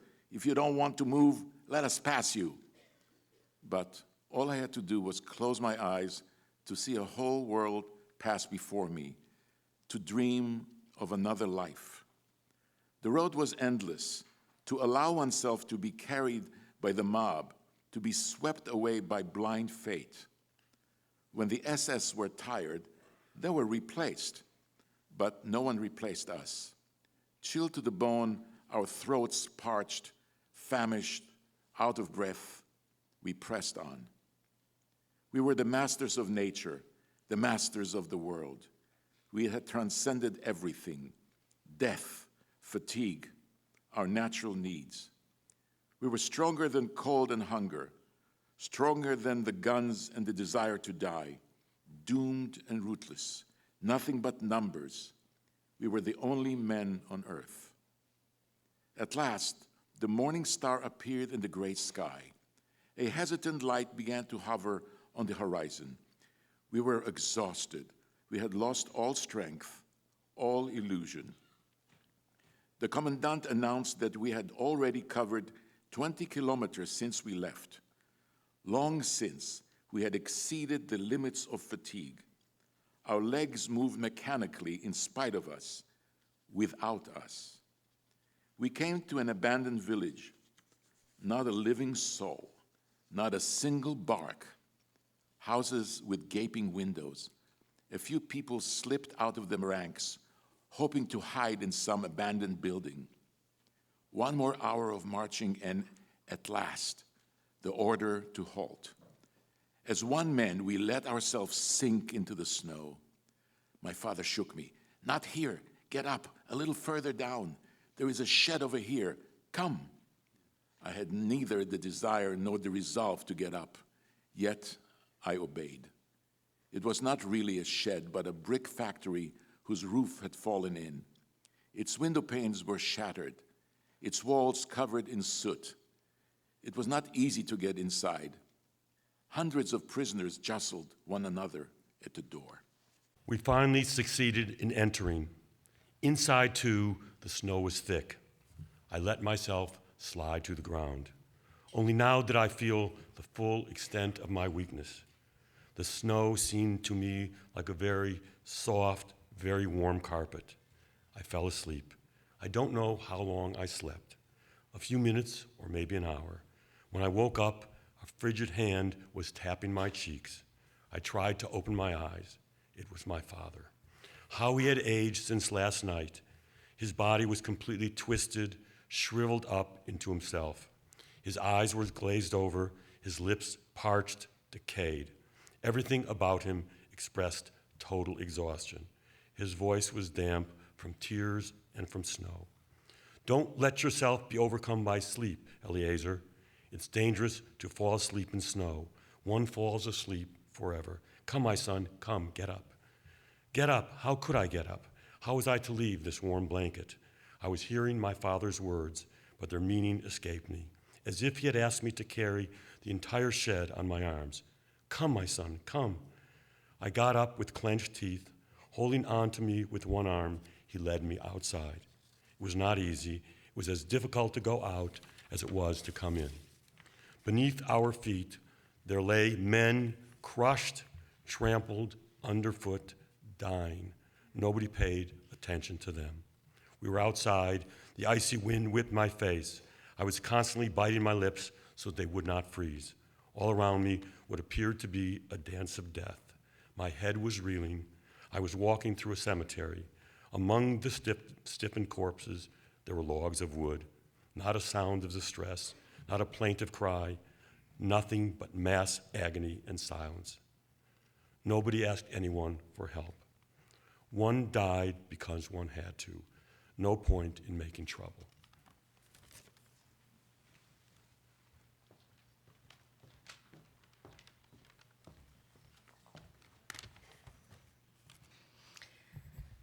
I saw myself in every stiffened corpse. Soon I wouldn't even be seeing them anymore. I would be one of them, a matter of hours. Come, Father, let's go back to the shed. He didn't answer. He was not even looking at the dead. Come, Father, it's better there. You'll be able to lie down. We'll take turns. I'll watch over you, and you'll watch over me. We won't let each other fall asleep. We'll look after each other. He accepted. After trampling over many bodies and corpses, we succeeded in getting inside. We let ourselves fall to the ground. Don't worry, son. Go to sleep. I'll watch over you. You first, Father. Sleep. He refused. I stretched out and tried to sleep, to doze a little, but in vain. God knows what I would have given to be able to sleep a few moments. But deep inside, I knew that to sleep meant to die, and something in me rebelled against that death. Death which was settling in all around me, silently, gently. It would seize upon a sleeping person, steal into him and devour him bit by bit. Next to me, someone was trying to awaken his neighbor, his brother perhaps, or his comrade. In vain, defeated. He lay down too, next to the corpse, and also fell asleep. Who would wake him up? Reaching out with my arm, I touched him. Wake up, one mustn't fall asleep here. He half opened his eyes. No advice, he said, his voice a whisper. I'm exhausted, mind your business, leave me alone. My father, too, was gently dozing. I couldn't see his eyes. His cap was covering his face. Wake up, I whispered in his ear. He awoke with a start. He sat up, bewildered, stunned, like an orphan. He looked all around him, taking it all in as if he had suddenly decided to make an inventory of his universe, to determine where he was and how and why he was there. Then he smiled. I shall always remember that smile. What world did it come from? Heavy snow continued to fall over the corpses. The door of the shed opened. An old man appeared. His mustache was covered with ice. His lips were blue. It was Rabbi Eliyahu, who had headed a small congregation in Poland. A very kind man, beloved by everyone in the camp, even the capos and the Blackalteste. Despite the ordeals and deprivations, his face continued to radiate his innocence. He was the only rabbi whom nobody ever failed to address as rabbi in Buna. He looked like one of those prophets of old, always in the midst of his people when they needed to be consoled. And strangely, his words never provoked anyone. They did bring peace. As he entered the shed, his eyes, brighter than ever, seemed to be searching for someone. Perhaps someone here has seen my son? He had lost his son in the commotion. He had searched for him among the dying, to no avail. Then he had dug through the snow to find his body, in vain.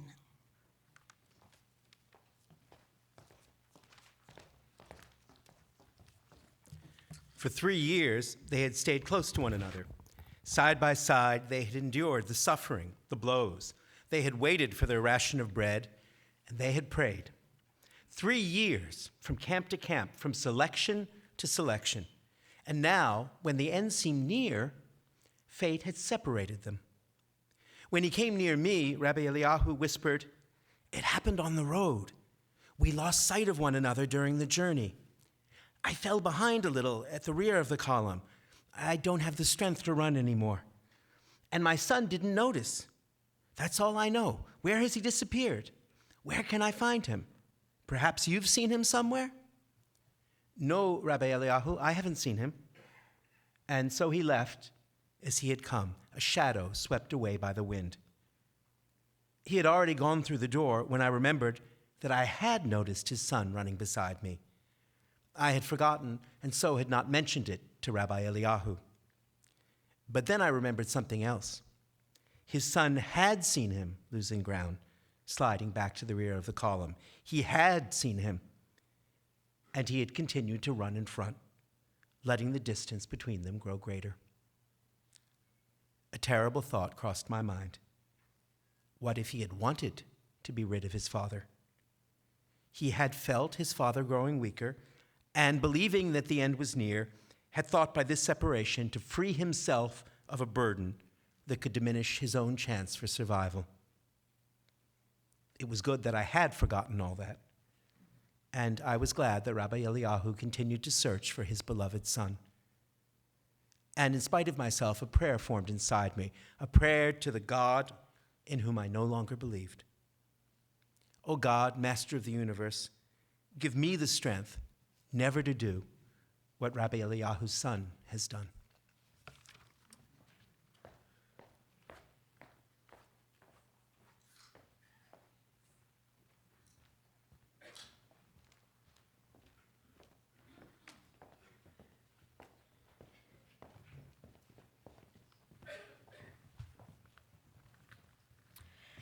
There was shouting outside in the courtyard. Night had fallen, and the SS were ordering us to form ranks. We started to march once more. The dead remained in the yard, under the snow, without even a marker, like fallen guards. No one recited Kaddish over them. Sons abandoned the remains of their fathers without a tear. On the road, it snowed and snowed. It snowed endlessly. We were marching more slowly. Even the guards seemed tired. My wounded foot no longer hurt, probably frozen. I felt I had lost that foot. It had become detached from me like a wheel fallen off a car.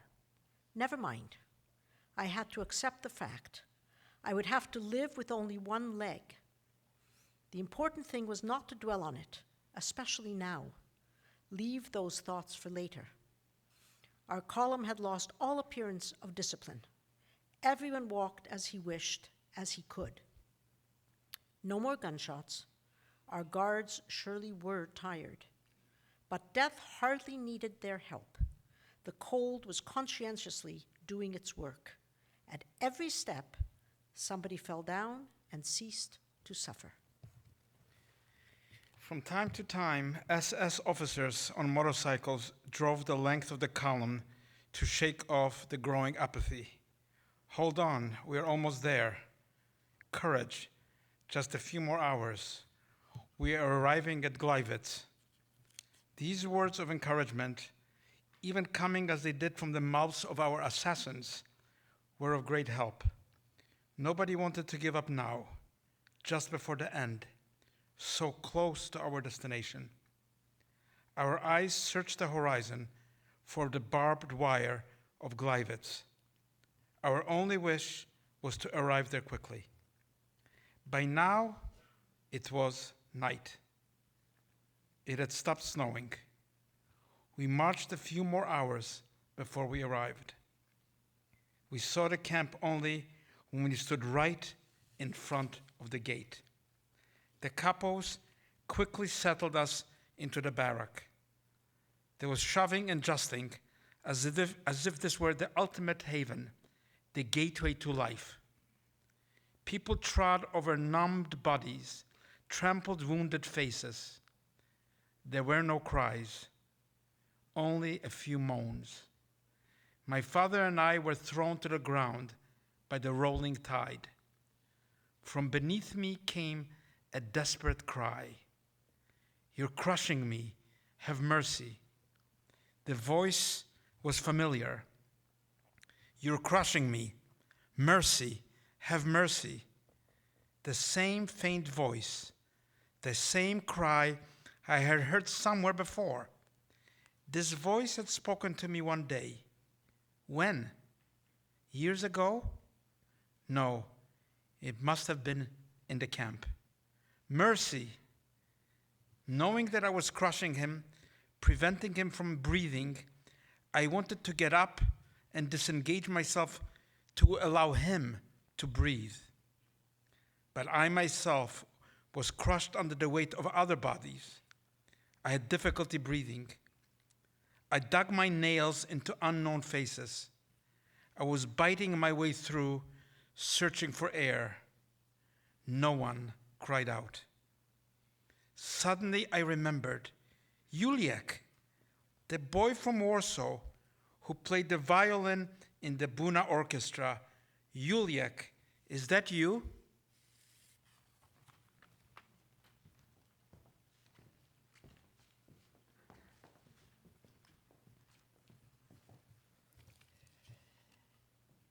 Eliezer, the 25 whiplashes, yes, I remember. He fell silent. A long moment went by. Juliac, can you hear me, Juliac? Yes, he said feebly. What do you want? He was not dead. Are you all right, Juliac? I asked, less to know his answer than to hear him speak, to know he was alive. All right, Elisir, all right. Not too much air. I'm tired. My feet are swollen. It's good to rest, but my violin. I thought he'd lost his mind. His violin here? What about your violin? He was gasping. I'm afraid they'll break. My violin, I brought it with me. I could not answer him. Someone had lain down on top of me, smothering me. I couldn't breathe through my mouth or my nose. Sweat was running down my forehead and my back. This was it, the end of the road. A silent death, suffocation, no way to scream or to call for help. I tried to rid myself of my invisible assassin. My whole desire to live became concentrated in my nails. I scratched. I fought for a breath of air. I tore at decaying flesh that did not respond. I could not free myself of that mass weighing down my chest. Who knows? Was I struggling with a dead man? I shall never know. All I can say is that I prevailed. I succeeded in digging a hole in the wall of dead and dying people, a small hole through which I could drink a little air.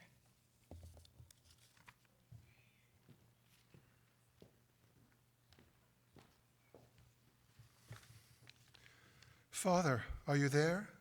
I asked as soon as I was able to utter a word. I knew that he could not be far away from me. Yes, a voice replied from far away, as if from another world. I am trying to sleep. He was trying to sleep?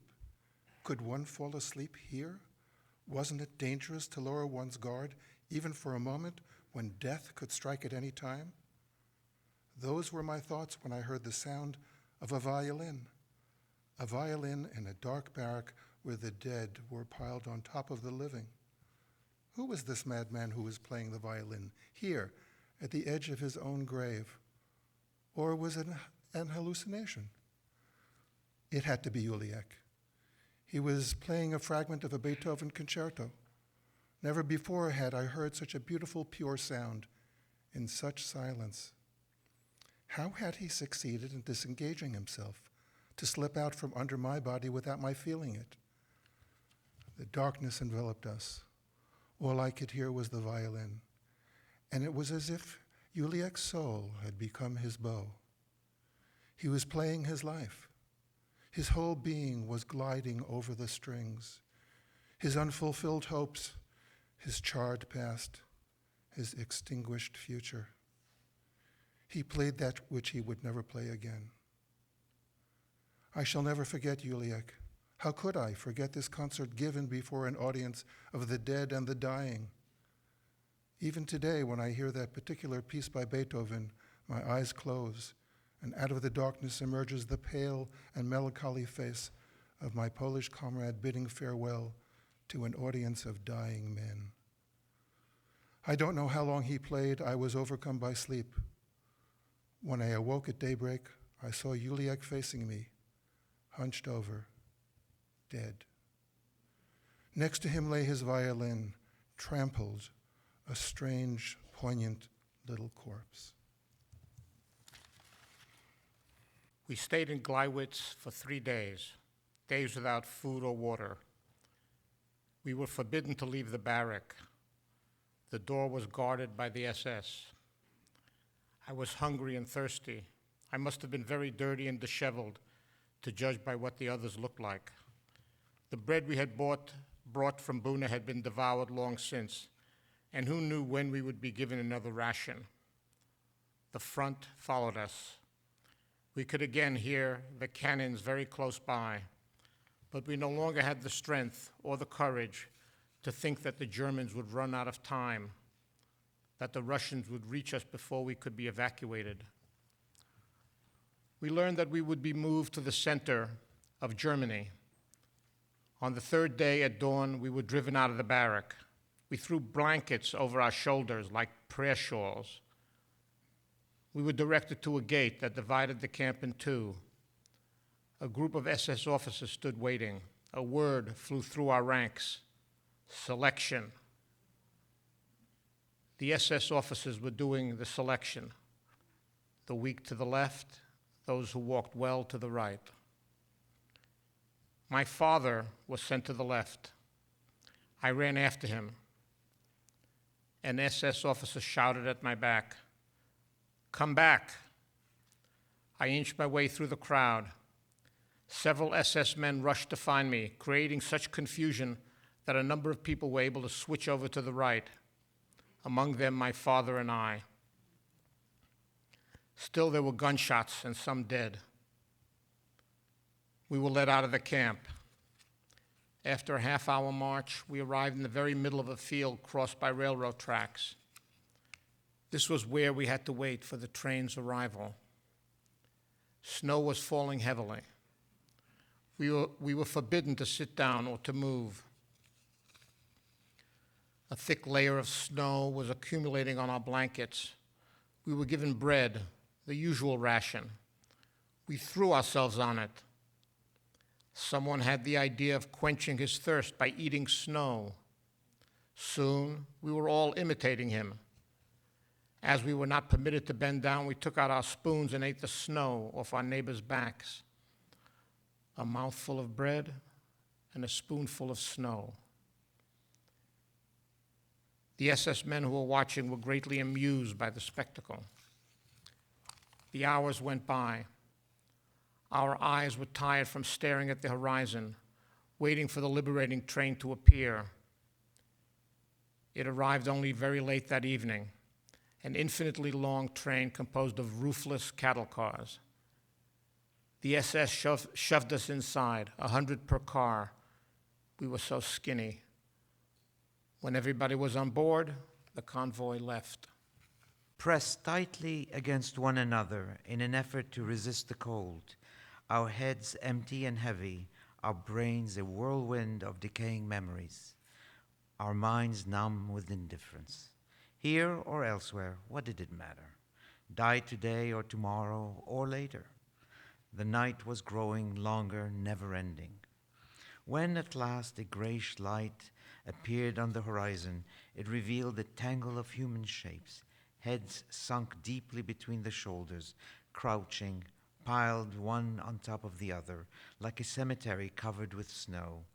In the early dawn light, I tried to distinguish between the living and those who were no more, but there was barely a difference. My gaze remained fixed on someone whose eyes, open, stared into space. His colorless face was covered with a layer of frost and snow. My father had huddled near me, draped in his blanket, shoulders laden with snow. And what if he were dead as well? I called out to him, no response. I would have screamed if I could have. He was not moving. Suddenly, the evidence overwhelmed me. There was no longer any reason to live, any reason to fight. The train stopped in an empty field. The abrupt halt had wakened a few sleepers. They stood looking around, startled. Outside, the SS walked by, shouting, "Throw out all the dead! Outside, all the corpses!" The living were glad. They would have more room. Volunteers began the task. They touched those who had remained on the ground. "Here's one, take him." The volunteers undressed him and eagerly shared his garments. Then 2 grave diggers grabbed him by the head and feet and threw him from the wagon like a sack of flour. There was all shouting all around. "Come on, here's another. My neighbor, he's not moving." I woke from my apathy only when 2 men approached my father. I threw myself on his body. He was cold. I slapped him. I rubbed his hands, crying, "Father, Father, wake up. They're going to throw you outside." His body remained inert. The 2 gravediggers had grabbed me by the neck. "Leave him alone. Can't you see that he's dead?" "No," I yelled. "He's not dead, not yet." And I started to hit him harder and harder. At last my father half opened his eyes. They were glassy. He was breathing faintly. "You see," I cried. The 2 men went away. 20 corpses were thrown from our wagon. Then the train resumed its journey, leaving in its wake, in a snowy field in Poland, hundreds of naked orphans without a tomb. We received no food. We lived on snow. It took place of bread. The days resembled the nights, and the nights left in our souls the dregs of their darkness. The train rolled slowly, often halted for a few hours, and continued. It never stopped snowing. We remained lying on the floor for days and nights, one on top of the other, never uttering a word. We were nothing but frozen bodies. Our eyes closed. We merely waited for the next stop to unload our dead. There followed days and nights of traveling. Occasionally, we would pass through German towns, usually very early in the morning. German laborers were going to work. They would stop and look at us without surprise. One day, when we had come to a stop, a worker took a piece of bread out of his bag and threw it into a wagon. There was a stampede. Dozens of starving men fought desperately over a few crumbs. The worker watched the spectacle with great interest. Years later, I witnessed a similar spectacle in Aden. Our ship's passengers amused themselves by throwing coins to the natives, who dove to retrieve them. An elegant Parisian lady took great pleasure in this game. When I noticed 2 children desperately fighting in the water, one trying to strangle the other, I implored the lady, "Please, don't throw any more coins." "Why not?" said she. "I like to give charity."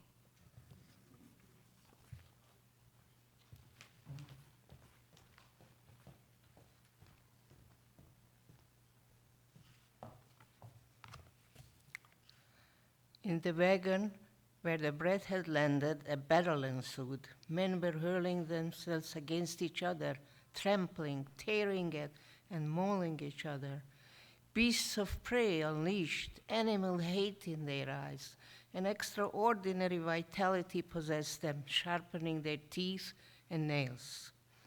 A crowd of workmen and curious passers-by had formed all along the train. They had undoubtedly never seen a train with this kind of cargo. Soon, pieces of bread were falling into the wagons from all sides, and the spectators observed these emaciated creatures ready to kill for a crust of bread. A piece fell into our wagon. I decided not to move. Anyway, I knew that I would not be strong enough to fight off dozens of violent men. I saw not far from me an old man dragging himself on all fours. He had just detached himself from the struggling mob. He was holding one hand to his heart. At first I thought he had received a blow to his chest. Then I understood he was hiding a piece of bread under his shirt. With lightning speed, he pulled it out and put it to his mouth. His eyes lit up in a smile.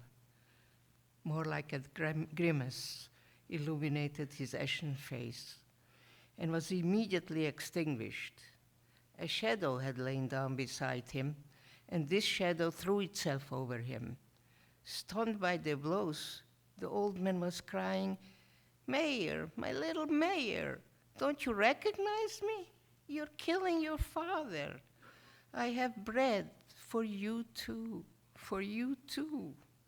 He collapsed, but his fist was still clutching a small crust. He wanted to raise it to his mouth, but the other threw himself on him. The old man mumbled something, groaned, and died. Nobody cared. His son searched him, took the crust of bread, and began to devour it. He didn't get far. 2 men had been watching him. They jumped him. Others joined in. When they withdrew, there were 2 dead bodies next to me, the father and the son. I was 16.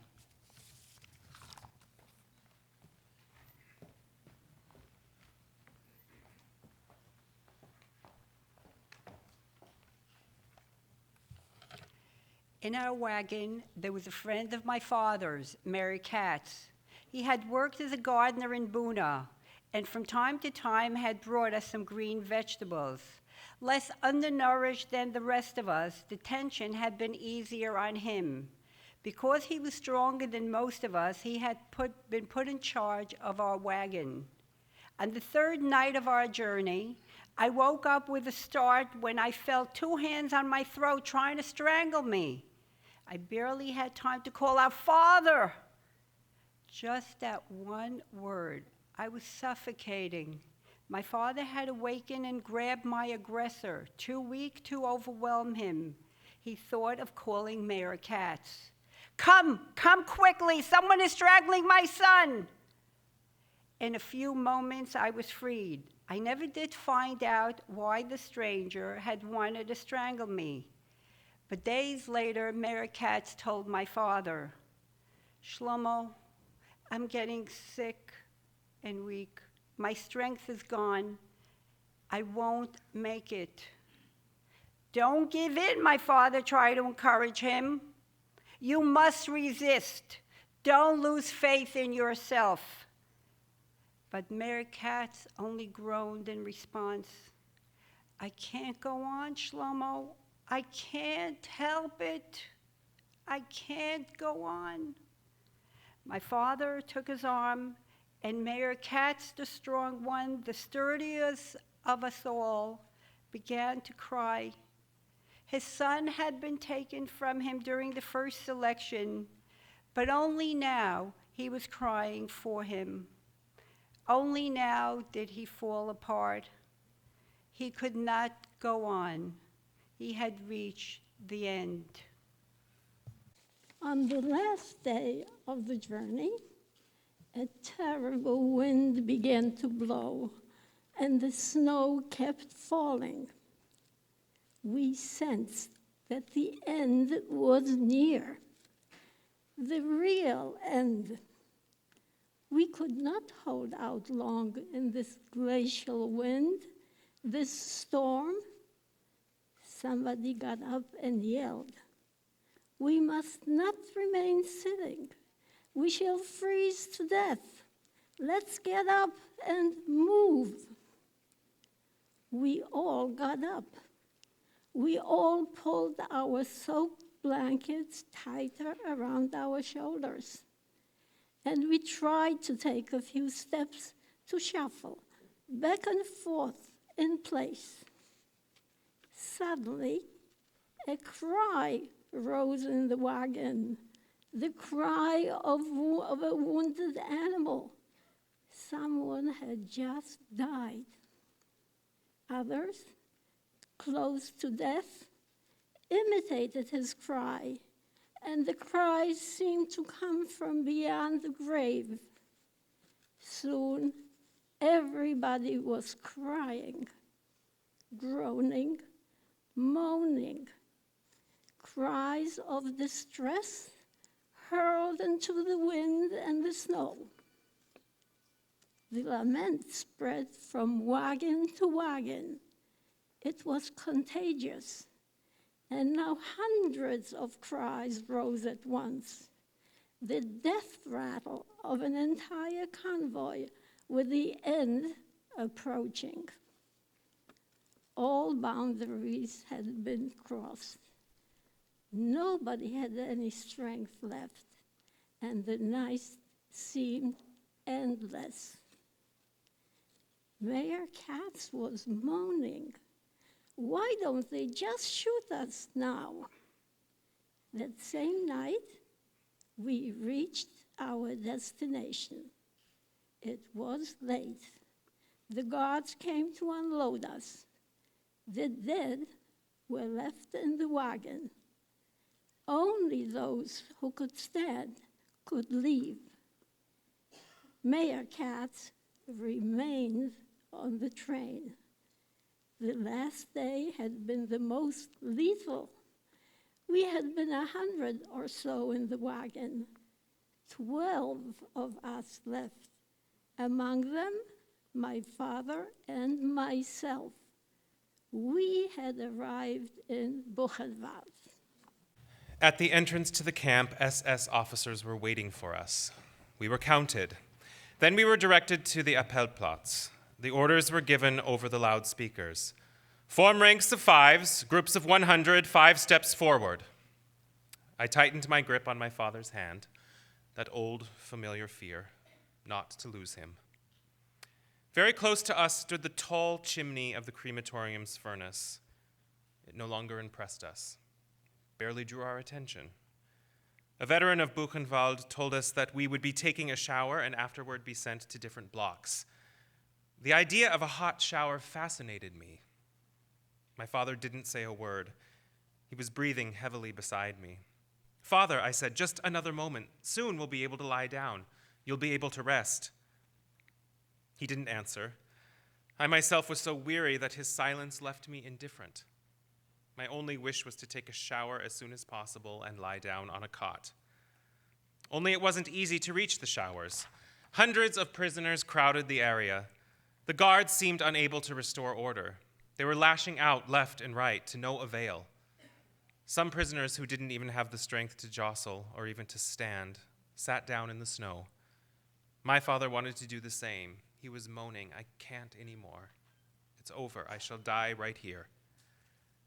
He dragged me toward a pile of snow from which protruded human shapes, torn blankets.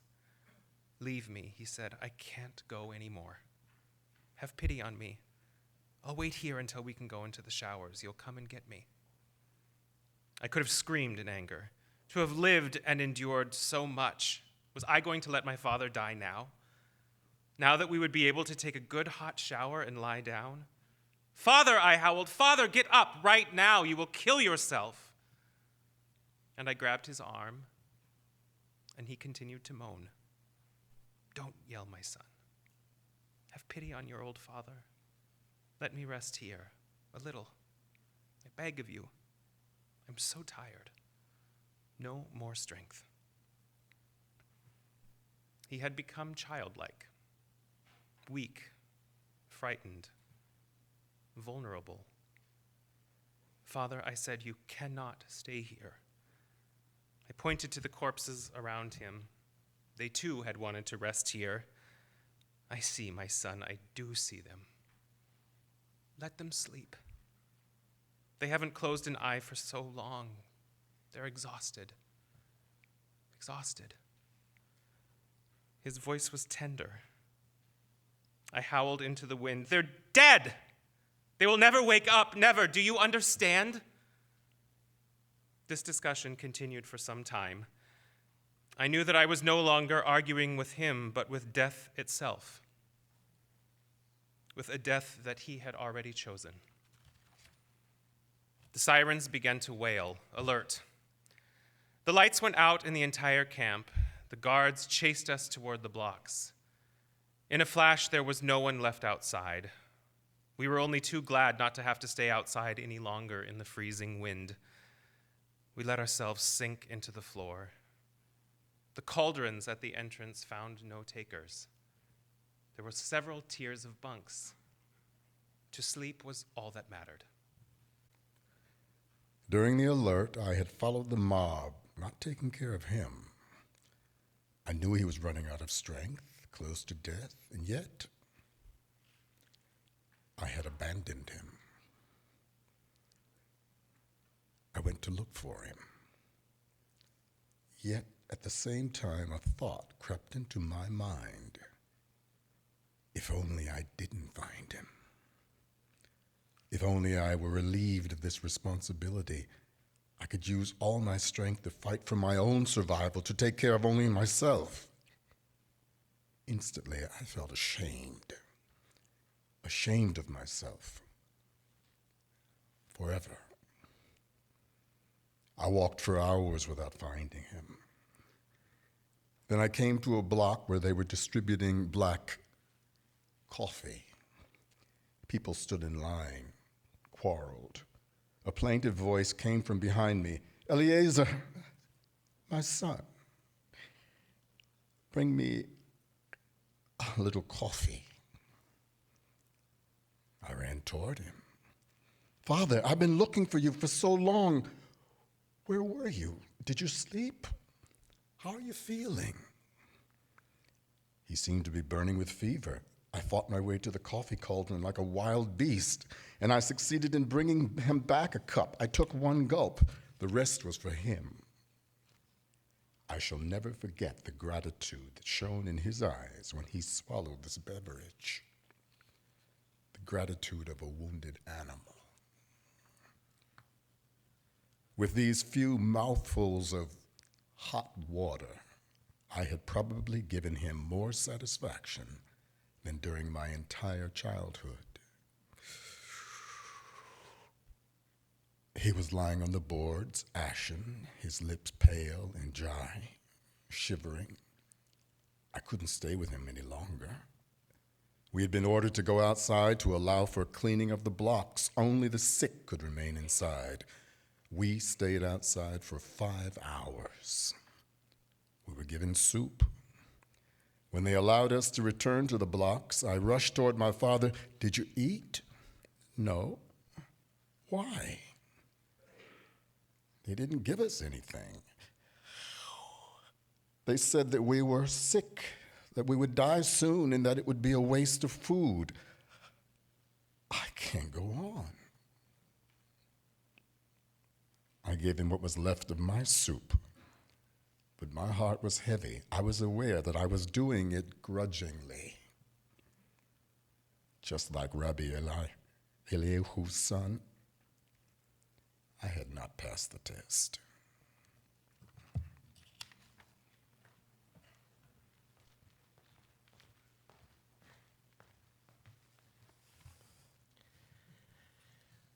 Der Vater ist von Tag zu Tag schwacher geworden, kranker geworden. Sein Panem hat bekommen die Farbe von gelben Herbstblättern, welche walgern sich. Auf dem 3. Tag, nach unserer Ankunft in Buchenwald, hat man uns geführt in Boderein. Jeder hat gemusst gehen, a viele die Kranke.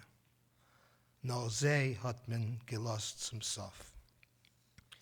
Zurückkommendig haben wir alle gedacht, warten eine Schau oder 2 waren Blag, bis das Reinigen wird verwendet werden. Plötzlich habe ich gesehen, eine moderne Gestalt, was hat sich genannt zu mir. Hat sich nicht abgestellt. Ich habe geschrien, "Vater, wo läufst du?" Und hat mich angeguckt und ist weitergelaufen.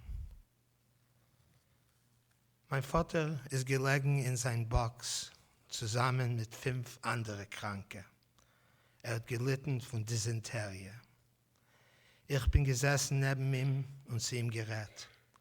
"Vater, hab nicht keine Meure. Bald wird kommen der Doktor, bald, wirst sehen. Es wird noch gut sein einmal.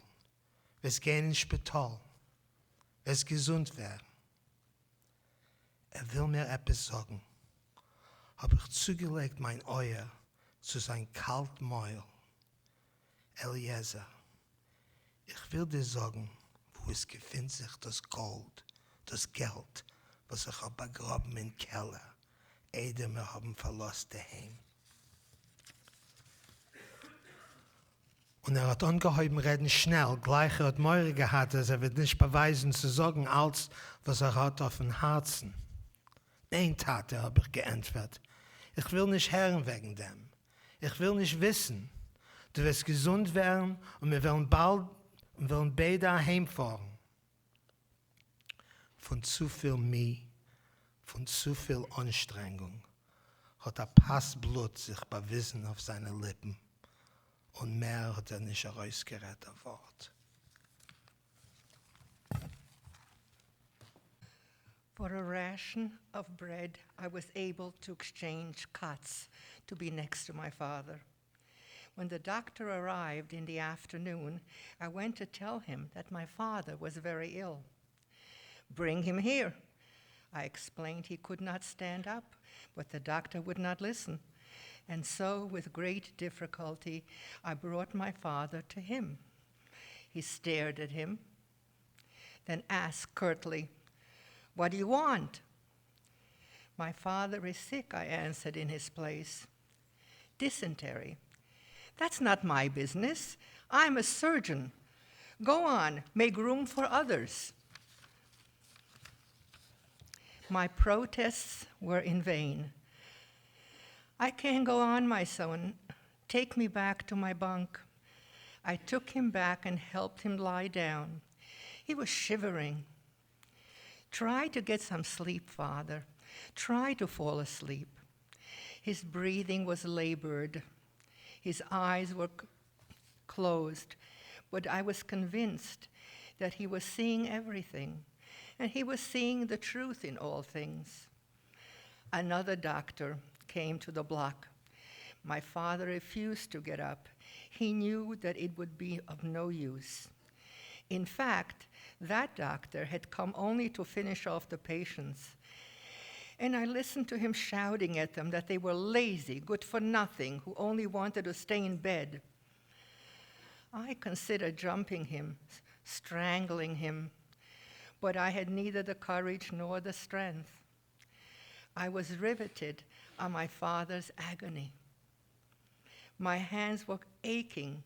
I was clenching them so hard to strangle the doctor and the others, to set the whole world on fire, my father's murderers.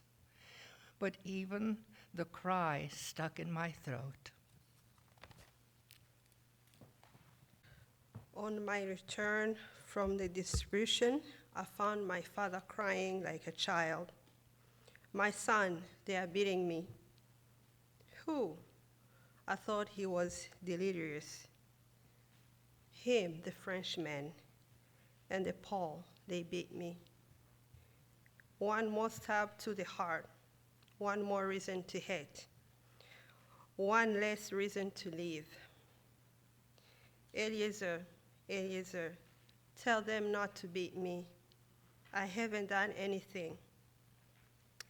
Why are they beating me?" I began to insult his neighbors. They mocked me. I promised them bread, soup. They laughed. Then they got angry. They could not stand my father any longer. They said, because he no longer was able to drag himself outside to relieve himself. The following day, he complained that he had taken his ration of bread. "Why, you were asleep?" "No, I wasn't asleep. They threw themselves on me. They snatched it from me, my bread, and they beat me again. I can't go on, my son. Give me some water." I knew that he must not drink, but he pleaded with me so long that I gave in. Water was the worst poison for him, but what else could I do for him? With or without water, it will be over soon anyway. "You at least have pity on me. Have pity on him. I, his only son." A week went by like that. "Is this your father?" asked the Block Altester. "Yes. He's very sick. The doctor won't do anything for him." He looked me straight in the eye. "The doctor can't do anything more for him, and neither can you." He placed his big hairy hand on my shoulder and added, "Listen to me, kid. Don't forget, you're in a concentration camp. In this place, it's every man for himself. You cannot think of others, not even your father. In this place, there is no such thing as father, brother, friend. Each of us lives and dies alone. Let me give you good advice. Stop giving your ration of bread and soup to your old father. You can't help him anymore, and you're hurting yourself. In fact, you should be getting his rations. I listened to him without interrupting. He was right, I thought deep down, not daring to admit it to myself. Too late to save your old father. You could have 2 rations of bread, 2 rations of soup. It was only a fraction of a second, but it left me feeling guilty. I ran to get some soup and brought it to my father, but he didn't want it. All he wanted was water. Don't drink water, eat the soup. I'm burning up. Why are you so mean to me, my son? Water. I brought him the water. Then I left the block for roll call, but I quickly turned back. I lay down on the upper bunk. The sick were allowed to stay in the block, so I would be sick. I didn't want to leave my father.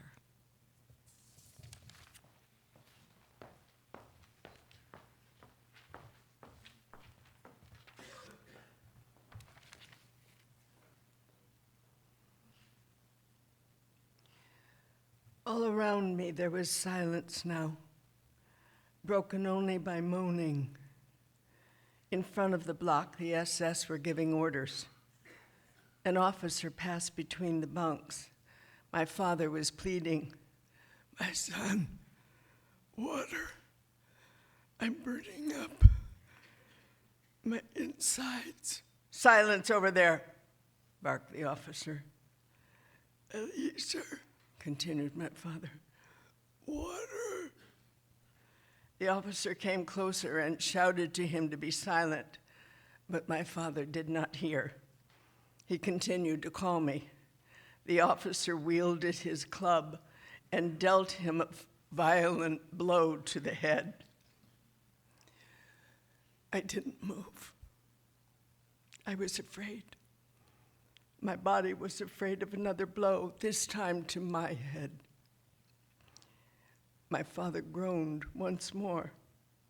I heard, "Elisha." I could see that he was still breathing in gasps. I didn't move. When I came down from my bunk after roll call, I could see his lips trembling. He was murmuring something. I remained more than an hour leaning over him, looking at him, etching his bloody, broken face into my mind. Then I had to go to sleep. I climbed into my bunk above my father, who was still alive. The date was January 28th, 1945. I woke up at dawn on January 29th. On my father's cot, there lay another sick person.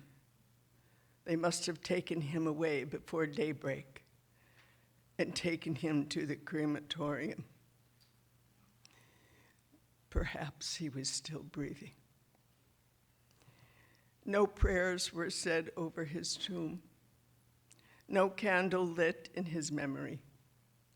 His last word had been my name. He had called out to me, and I had not answered.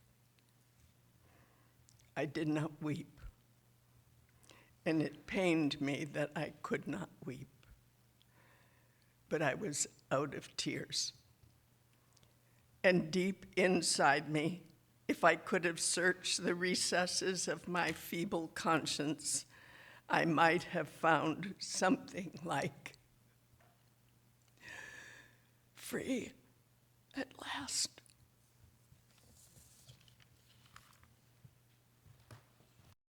I remained in Buchenwald until April 11th. I shall not describe my life during that period. It no longer mattered.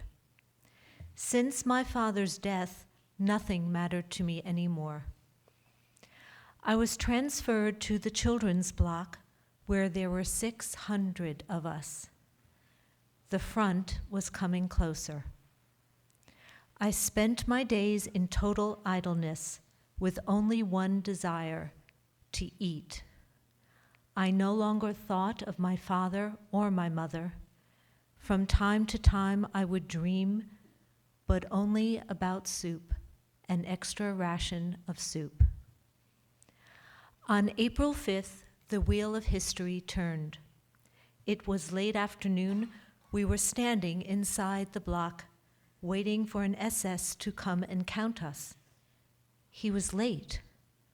Such lateness was unprecedented in the history of Buchenwald. Something must have happened. 2 hours later, the loudspeakers transmitted an order from the camp commandant. All Jews were to gather in the Appelplatz. This was the end. Hitler was about to keep his promise. The children of our block did as ordered. There was no choice. Gustav, the Blockaltester, made it clear with his club. But on our way, we met some prisoners who whispered to us, "Go back to your block. The Germans plan to shoot you. Go back and don't move." We returned to the block. On our way there, we learned that the underground resistance of the camp had made the decision not to abandon the Jews and to prevent their liquidation. As it was getting late and the confusion was great, countless Jews had been passing as non-Jews. The Legaltatista had decided that a general roll call would take place the next day. Everybody would have to be present. The roll call took place. The Lagerkommandant announced that the Buchenwald camp would be liquidated. 10 blocks of inmates would be evacuated every day. From that moment on, there was no distribution of bread and soup, and the evacuation began. Every day, a few thousand inmates passed the camp's gate and did not return.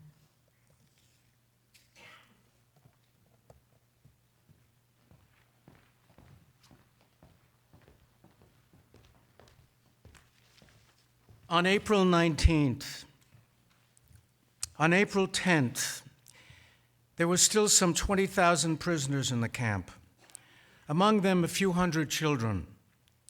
It was decided to evacuate all of us at once by evening. Afterward, they would blow up the camp. And so we were herded onto the huge Appelplatz in ranks of 5, waiting for the gate to open. Suddenly, the sirens began to scream, "Alert!" We went back to the barracks. It was too late to evacuate us that evening. The evacuation was postponed to the next day. Hunger was tormenting us. We had not eaten for nearly 6 days, except for a few stalks of grass, some potato peels found on the grounds of the kitchen. At 10 o'clock in the morning, the SS took positions throughout the camp and began to herd the last of us toward the Appelplatz. The resistance movement decided at that point to act.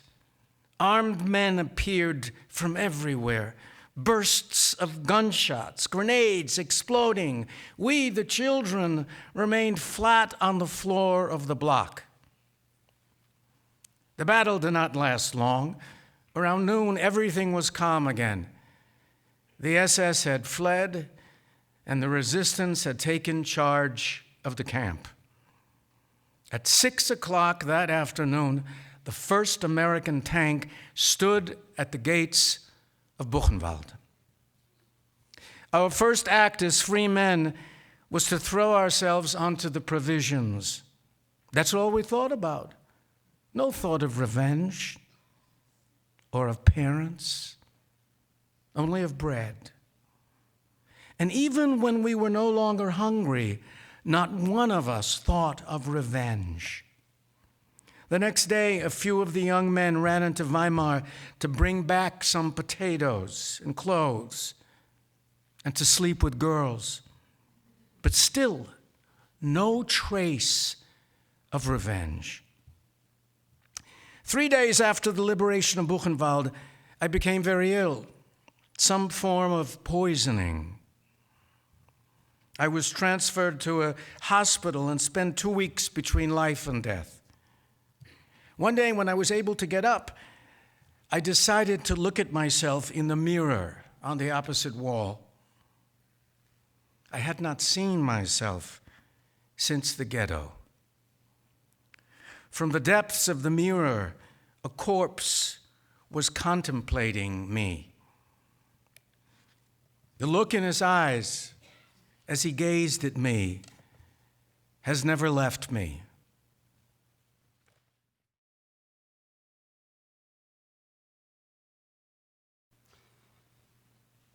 The Nobel Peace Prize acceptance speech delivered by my father in Oslo on December 10th, 1986. Your Majesty, Your Royal Highnesses, Your Excellencies, Chairman Arvik, members of the Nobel Committee, ladies and gentlemen. Words of gratitude, first to our common Creator. This is what the Jewish tradition commands us to do. At special occasions, one is duty-bound to recite the following prayer. Baruch atah Adonai shechianu v'kimanu v'gianu lazman hazeh. Blessed are you for giving us life, for sustaining us, and for enabling us to reach this day. Then, thank you, Chairman Arvik, for the depth of your eloquence and for the generosity of your gesture. Thank you for building bridges between people and generations. Thank you, above all, for helping humankind make peace its most urgent and noble aspiration. I am moved, deeply moved by your words, Chairman Arvik, and it is with a profound sense of humility that I accept the honor, the highest there is, that you have chosen to bestow upon me. I know your choice transcends my person. Do I have the right to represent the multitudes who have perished? Do I have the right to accept this great honor on their behalf? I do not. No one may speak for the dead. No one may interpret their mutilated dreams and visions. And yet, I sense their presence. I always do, and at this moment, more than ever. The presence of my parents, that of my little sister, the presence of my teachers, my friends, my companions. This honor belongs to all the survivors and their children, and, through us, to the Jewish people with whose destiny I have always identified. I remember, it happened yesterday, or eternities ago. A young Jewish boy discovered the kingdom of night. I remember his bewilderment. I remember his anguish. It all happened so fast. The ghetto, the deportation, the sealed cattle car, the fiery altar upon which the history of our people and the future of mankind were meant to be sacrificed. I remember he asked his father, "Can this be true? This is the 20th century, not the Middle Ages. Who would allow such crimes to be committed? How could the world remain silent?" And now the boy is turning to me. "Tell me," he asks, "what have you done with my future? What have you done with your life?" And I tell him that I have tried to keep memory alive, that I've tried to fight those who would forget, because if we forget, we are guilty, we are accomplices. And then I explained to him how naive we were, that the world did know and remained silent. And that is why I swore never to be silent whenever and wherever human beings endure suffering and humiliation. We must take sides. Neutrality helps the oppressor, never the victim. Silence encourages the tormentor, never the tormented. Sometimes we must interfere. When human lives are endangered, when human dignity is in jeopardy, national borders and sensitivities become irrelevant. Wherever men and women are persecuted because of their race, religion, or political views, that place must, at that moment, become the center of the universe. Of course, since I am a Jew profoundly rooted in my people's memory and tradition, my first response is to Jewish fears, Jewish needs, Jewish crises. For I belong to a traumatized generation, one that experienced the abandonment and solitude of our people. It would be unnatural for me not to make Jewish priorities my own: Israel, Soviet Jewry, Jews in Arab lands, but others are important to me. Apartheid is, in my view, as abhorrent as anti-Semitism. To me, Andrei Sakharov's isolation is as much a disgrace as Joseph Begun's imprisonment and Ida Nudel's exile, as is the denial of solidarity and its leader Lech Walesa's right to dissent, and Nelson Mandela's interminable imprisonment. There is so much injustice and suffering crying out for our attention. Victims of hunger, of racism and political persecution, in Chile, for instance, or in Ethiopia, writers and poets, prisoners in so many lands, governed by the left and by the right. Human rights are being violated on every continent. More people are oppressed than free. How can one not be sensitive to their plight?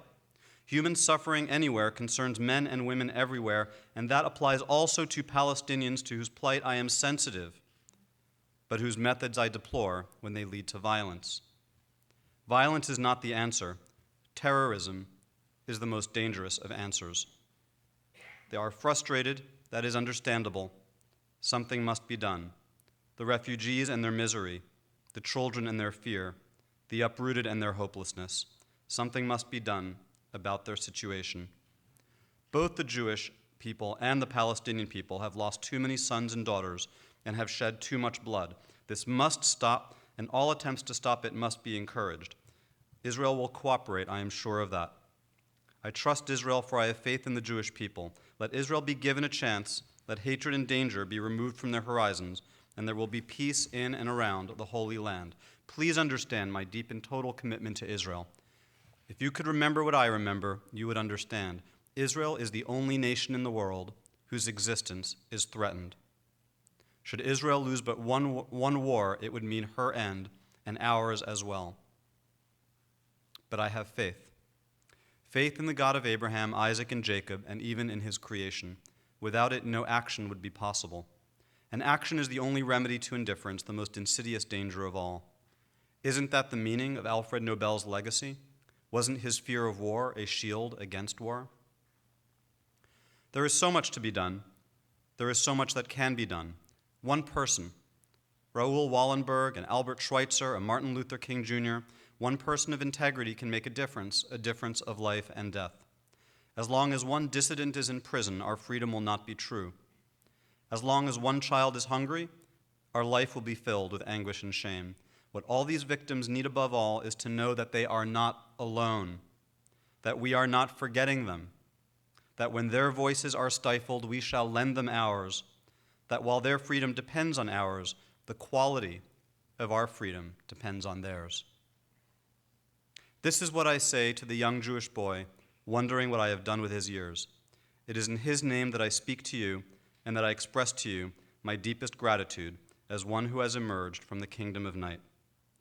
We know that every moment is a moment of grace, every hour an offering. Not to share them would mean to betray them. Our lives no longer belong to us alone. They belong to all those who need us desperately. Thank you, Chairman Arvik. Thank you, members of the Nobel Committee. Thank you, people of Norway, for declaring on this singular occasion that our survival has meaning for mankind.